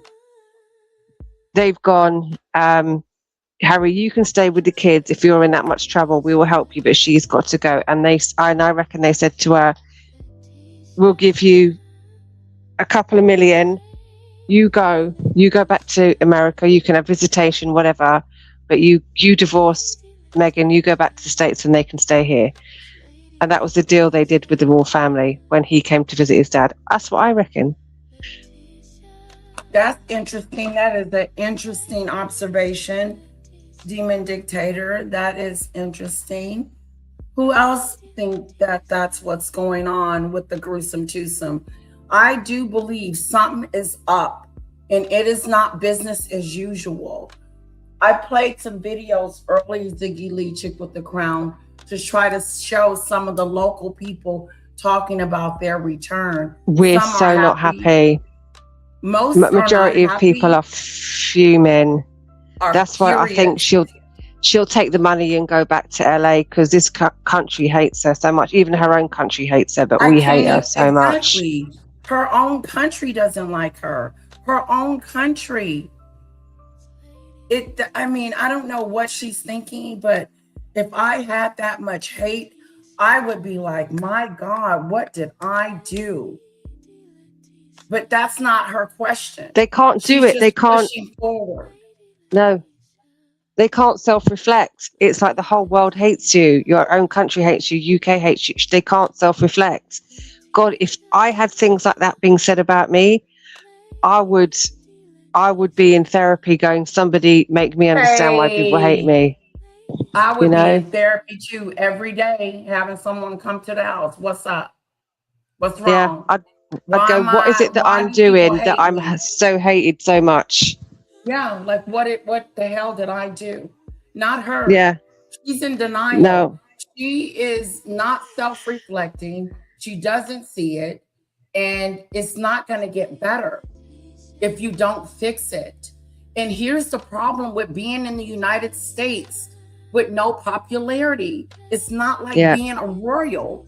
You can be a royal and be unpopular and still be a royal and still have money and still live a normal life, pretty much, but not in the United States. If you're talentless and nobody likes you, then you're not going to make any money over here because it's not about you being the Duchess of Sussex. Well, we'll see, Earl. Only time will tell. I didn't say she is giving them up. I said that's my thought. I didn't say she is. I'm saying, but because Harry's in debt, they're both in serious amounts of debt, and Harry's got more debt coming, by far more than what he can afford. Yeah. So and he it's needs her help fault bad, too. and they can't earn any more money. So they'll be Nope. like, Meghan, you go. Here's some couple of million, you go. And she Sell will that go. house. They're gonna eventually Yeah. sell that house. Yep. Yeah. That's right.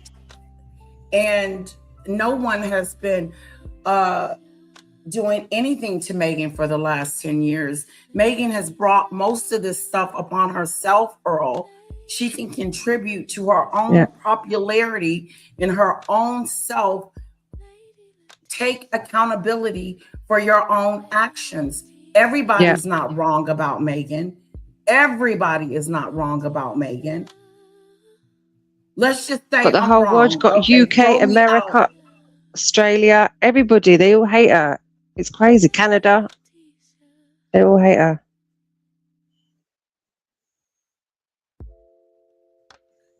Snowdrop says she's not going to drop the kids. Let's see if she leave without the kids. Well, we'll see. Only time will tell. Can I just say something? Caroline Flack, and as much as it is, and I'm so sorry that these Caroline Flack and Jason Arday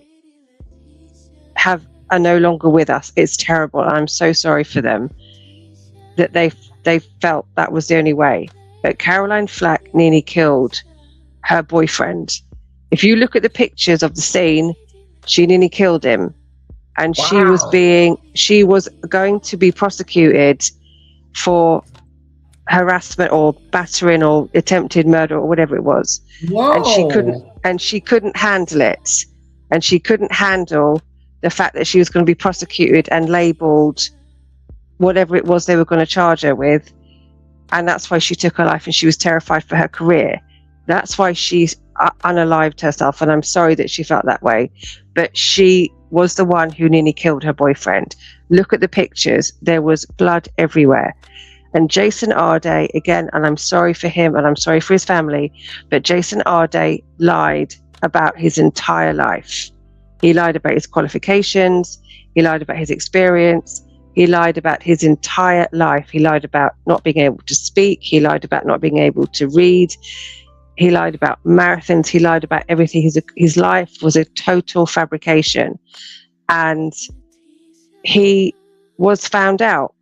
And he was found out to be a fraud. And he couldn't handle it. And I'm sad that he chose to end his life that way as well. But you got to look at the facts. I know facts are not your friend, Al, but you can't just come up. And You can't just keep coming on and going, look at these poor people, look what the press did to them. You actually got to have a look and research what these people did and why the press came after them, because they both did some pretty bad things. Yeah, and but they were he's found in out. denial. No, Earl, he think can't. Earl and facts don't do it. No, and he refuses to look at the fact that everybody is not wrong. Everybody is saying the same thing about Meghan. So some of it has to be true. So even if you want to defend her as much as you want to, you can't get away from the facts. No, Earl, I'm sorry. Flack did not self-delete from media abuse. She nearly killed her boyfriend. She smashed him around the head with a lamp. And you can Google the pictures of the scene. And she was going to be prosecuted for it, for attempted whatever, or violence or whatever. And she thought her career was over.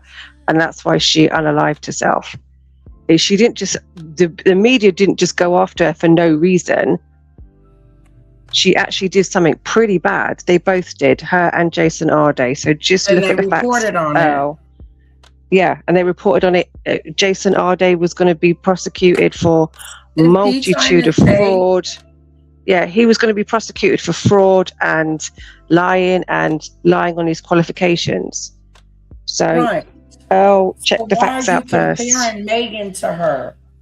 Why are you even associating Exactly. them two I don't together? even know what he's doing. He's talking about the media abuse, but there's a reason why the media came after them. Right. And there's a reason why the media goes after Meghan and Harry.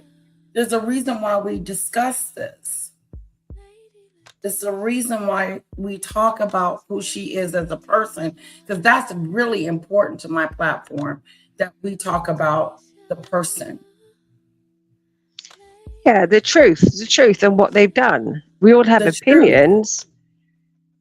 She wasn't charged with anything because she unalived herself before it got that far. Oh, you can just Google it. She sadly unalived herself before it got that bad. Yeah. Okay. I want to let's hear what else. I think we're at the end of this Demon Dictator. So Yeah. we are gonna, we're like 5 or so minutes left. And let's see what else she's gonna deflect on. Into as a CEO, it's a small team. It's like 10 people. Less than, yes. Less than For the tight team, yes, of course. And so, how do you decide where you're going to show up in those moments? Because this is the second time she's asked this question. She's answering it in a different way. What are you like as a CEO and a founder? What are you like to your team? And she did not give a cohesive answer. Now she's getting specific. How do you show up for your team? She doesn't. And I'm with you, Demon Dictator. These questions sound just rehearsed and it was scripted. They had to script the whole lot. Because as soon as she asks the question, she goes straight into it. There's no pause for thought. Like she just, but she can't. But again, and she just, you can see she answers the question. She's got her arms like she's just reading from a script, but she still couldn't answer the question. It's crazy. Right. It's so scripted. You can tell that's why it's so fake and not authentic, and she's not relatable. How am I going to relate to her if she's scripted, if she's fake, if she's not even answering the questions, if all she can talk about is herself and leave out the important information that we want to hear? Watch this word salad as she tells us how she shows up for her team. I know you love detail. You want to be in charge of a lot. So how do you do that? Well, I think you have to work as a team. You're only as solid as the rest of the people around you. And also that's what you're supposed to say. But you don't work as a team leader. Life-work balance, if such a thing exists. Work-life balance. Yeah, right. Where you was letting those courtiers waking up at 3 or 4 o'clock in the morning to get your emails and do stupid stuff for you. But work-life balance doesn't exist with you. So stop making up stuff. That's why this is so rehearsed. But work-life balance works for her because she only works an hour a week. She's great. Right. She's got a great work-life balance working 1 hour a week. Exactly. She showed up an hour. 1 hour. That's what was on the paper. Okay, let's see what she's going to tell us. I'm still going to go and chaperone the first grade field trip and then run back and try to finish the meetings. I love the creative part, which I think I've touched on quite a bit. And the brand is an extension of my aesthetic. But it's more than that. The operational side is so key. And I am constantly looking at ways in which how do we adjust our margins? What does our spend look like? Really going through P&L. So I think from my standpoint, it's really all of it holistically. And I don't think there's any founder in year one that would say something differently, not if they had the ambition to scale in the way that I do. And for a final question, I know financial in year one that would say something differently, not if they had the ambition to scale in the way that I do. What? And at one point, it's really all of it holistically. And I don't think there's any founder in year one that would say something differently, not if they're looking at ways in which how do we adjust our margins? What does our spend look like? Really going through P&L. So I think from my standpoint, it's really all of it holistically. And I don't think there's any founder in year one that would say something differently, not if they had the ambition to scale in the way that I do. I don't know what the hell she said. It was just an easy answer that she's just basically saying, I look at how to save money and how to our P&L is profit and loss, how to look at our profit, how to look at our profit and loss and where we can save money. It's just a basic generic answer.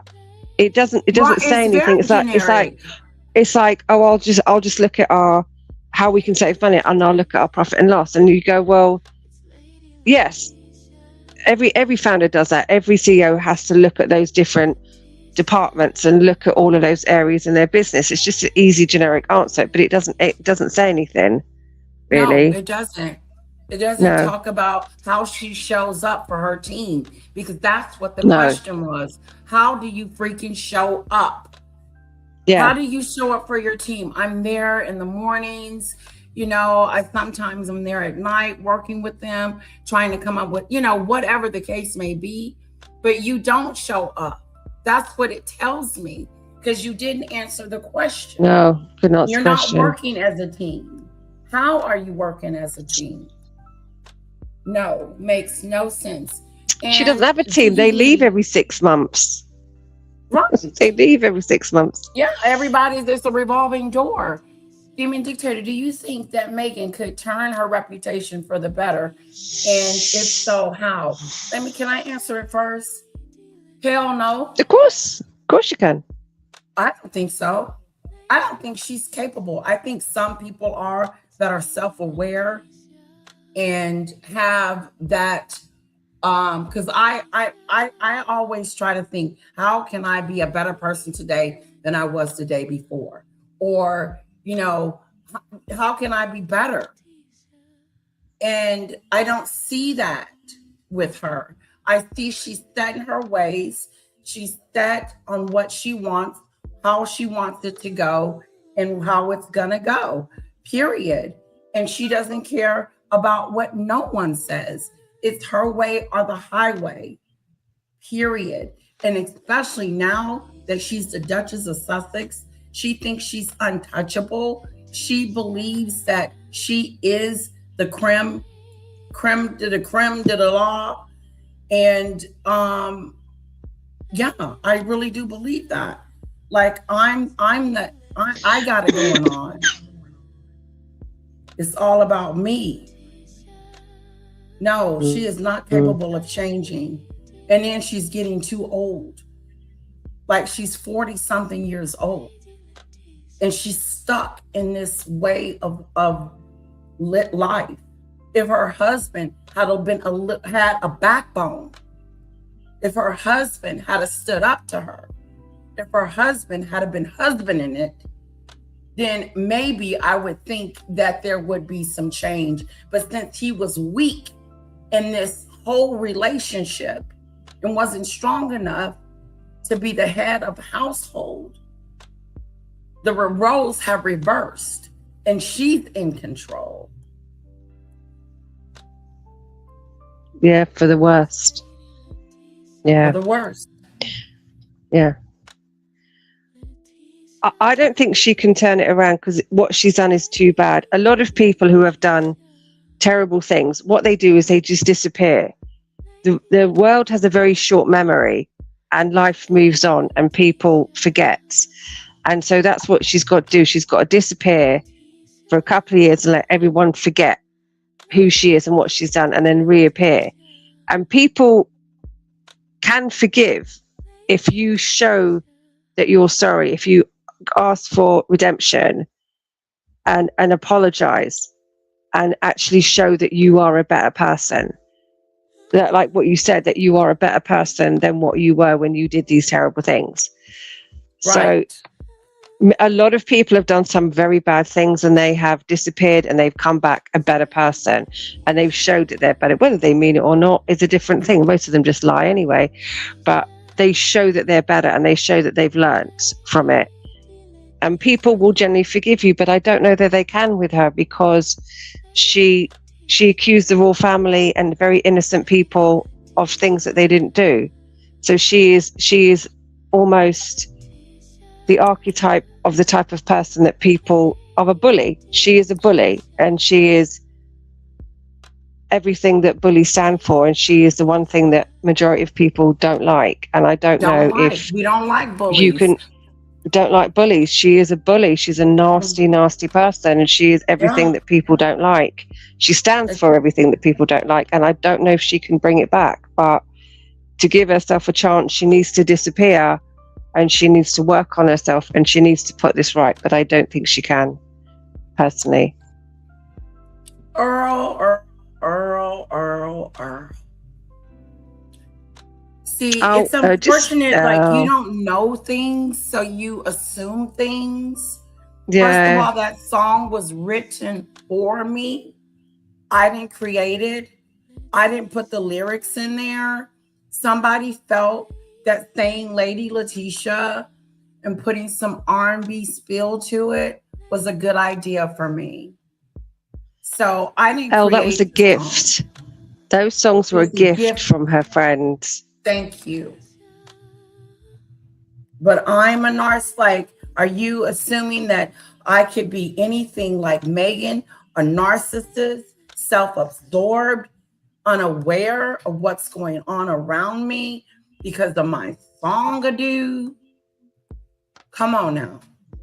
This is the time of the video where Elle just runs out of arguments and he just attacks people. That's it. He runs out of stuff to say, so he just makes up stuff about my song. He'll bring the R word up in a minute. He'll bring the R word up. That's what he always ends with. It's the R word. Mm-hmm. We're all the R word. They were against Meghan. Okay, hold on. We're almost done with it. And for final question, I know financial independence has always been important to you, and you've said that it's the most empowering thing. I agree. And I think all the women in this room who are incredibly hardworking, every job is hard, but these career women also would agree. How do you think about that? You had a whole career, very successful before you got married. You're having a whole other career now. What's the importance of financial independence to you? Well, financial independence is what gives you the freedom of choice. And I think in this day and age, we all need to be able to have our autonomy. That is a huge element of that. Financial literacy, for that reason, is something that I spend a lot of time on, specifically for young girls and their empowerment. And I think as women, especially in a room like this, we can all probably agree you talking that about? You're a liar, dude. You do not spend time. Where? We've never seen you do that. She's lying. I've spent that. I'm Well, such she an is. advocate for women in finances. Now you're this advocate for, say it, demon dictator. I'm sorry. She just got the line. She's a liar. A lot of this is what I call the fake feminists, whereas women who are just idiots and they go, I'm a feminist, I'm a good person, look at what I do, and they go, I'm a feminist, I fight for women's rights, I fight for women's literacy, I fight for women's financial, they list it all. I look at all this massive list of stuff, but if you actually look into it, they can't prove any of it, that you can't actually find anywhere where they do it, where they've actually done it, but they just state it. I am this great person, look at this massive list of stuff that I do, because it just makes them look good. It gives them power, gives them, I'm actually a great person, I'm doing a good job, when if you actually look behind it, they don't absolutely do nothing at all. They're just they're just bullies. They're bullies. They're bullies. They're mean and girls not nice people, and they they boost themselves up, and I'm not a bully and I'm a terrible person. I'm a great person, because look at all this massive list of stuff that I do, and I'm a good person. But underneath they're not. This, and this. Yeah, and that's what makes me good. But it's a whole bunch of hogwash, because she's not doing the things that she's saying that she does. Yeah, you can't exactly, Mary Taylor, misogynist, feminist. Yeah. They do me bullies, and you can't criticize me, because look at this massive list of stuff that I do for women and for women's rights, and you can't criticize me. Rubbish. Exactly. It's a load of crap. Exactly. Well, that's your personal opinion, Earl. And I'm sorry, I don't mean to be rude, but I don't care about how you feel about my song. How can it be narcissistic if her friend made the song for her and gifted it to her? How was Letitia narcissistic for that? I'm Oh, narcissistic. come That's on. a first. You're narcissistic because your friend made you some songs for you. So you're My name in narcissistic. it. Oh my God. Oh my God. I think what happens with Earl is that he gets upset when we call out his girl, and he just He does. He can't handle it. of other things to say, but to attack others. You know, Yeah. oh, you're this way and you're that way, but yet to call out the person that is who we're actually talking about in denial, and continues to windmill for someone that you know has a bad reputation and is deemed a bully. Yeah. Let's see what she has to say. Their empowerment. And I think as women, especially in a room like this, we can all probably agree that as women, when we're supporting each other for all of these elements that might not necessarily be the ones that people want to hear us talk about, there's nothing taboo. Doesn't need to be anything taboo about talking about our financial independence or independence overall. And as women, when we support each other, we are not simply supporting each other's lives. Megan, you don't support nobody but yourself. From the world's biggest bully. Yeah, like you're so full of it. Talking about support and working together and being together as women. How are you even saying these things when you're not even a family person? Family is first. Show me what you feel about family, and then tell me how you are empowering women, because you're yet to give me anything that I can chew or eat or run with and say, you know what, Meghan really empowered me today. You haven't, but nothing that you have said. You have evaded the questions, like Snowdrop said, and we don't know half the time. I don't know what the hell you're talking about. Community, showing up for each other, and just stupid stuff. And empowering each other. We're gonna empower each other. It starts with you, and you haven't done that. So it's weird to hear her say it, and it's coming out of her mouth because she's fake.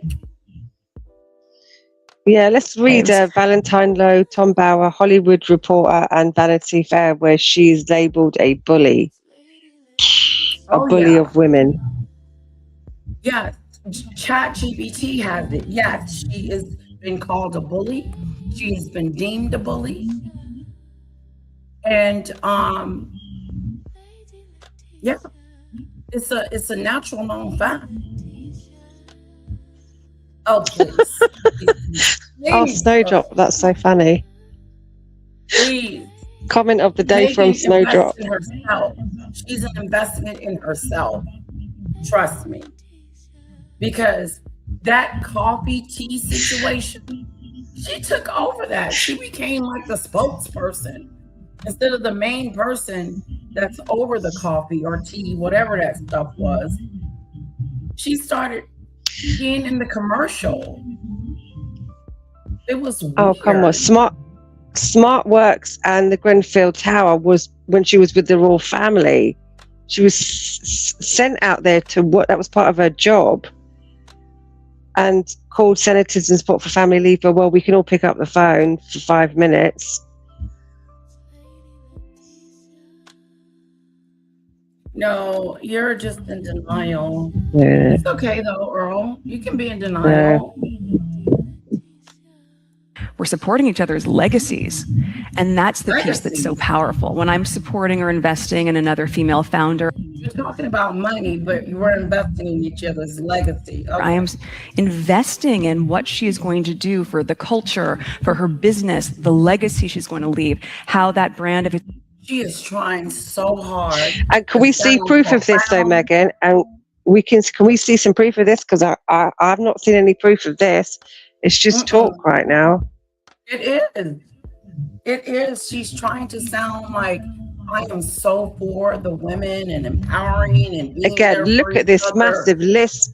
Look at this huge list of stuff that I do for women's empowerment.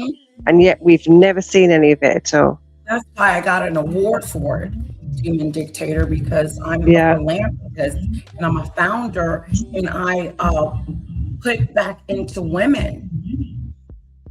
I haven't received nothing from you. I'm yet to get anything out of you. Yeah. But a whole bunch of words. She asked you about money. Now you're talking about empowerment. The CPG brand is going to show up in people's homes. So it is all fundamentally important. And I don't think it's a conversation we should shy away from. I think it's one that we should really embrace together. What? Embrace what? And shy away from what? Thank you, Meghan, Duchess of Sussex. That's it. That's the story being told. Demon dictator. Get woman's face. Jesus, thank God that's over. Thank God that's over.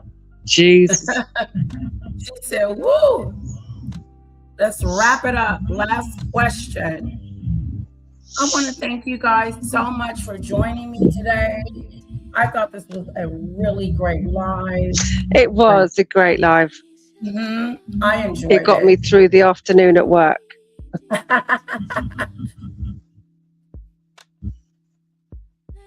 Smash the like button, guys. Yes, I did. I got an award for my song. Why are you talking crazy? Girl, my song is an award-winning song. Do you know I got an award? A whole award. Oh, well done. Well done, you and RGM. Yes. I want to thank you guys so much. Have a wonderful rest of the day. Let's see what's going to happen with the gruesome twosome tomorrow. See if they're what's going on. See what's new in the UK with these two. Right now, they're in hiding, so no one's taking photos of them. But thank you, Demon Dictator, for coming up. And that's okay, you're welcome. That's great. Bye, guys. Have a lovely day, evening, wherever you are. I'll see you all later. Bye-bye, Demon Dictator. And we're out of here, guys. Love you. Thank you, Lisa B. Thank you, guys. Thank you. Yeah, I know that's right, Plotter. About Dolly.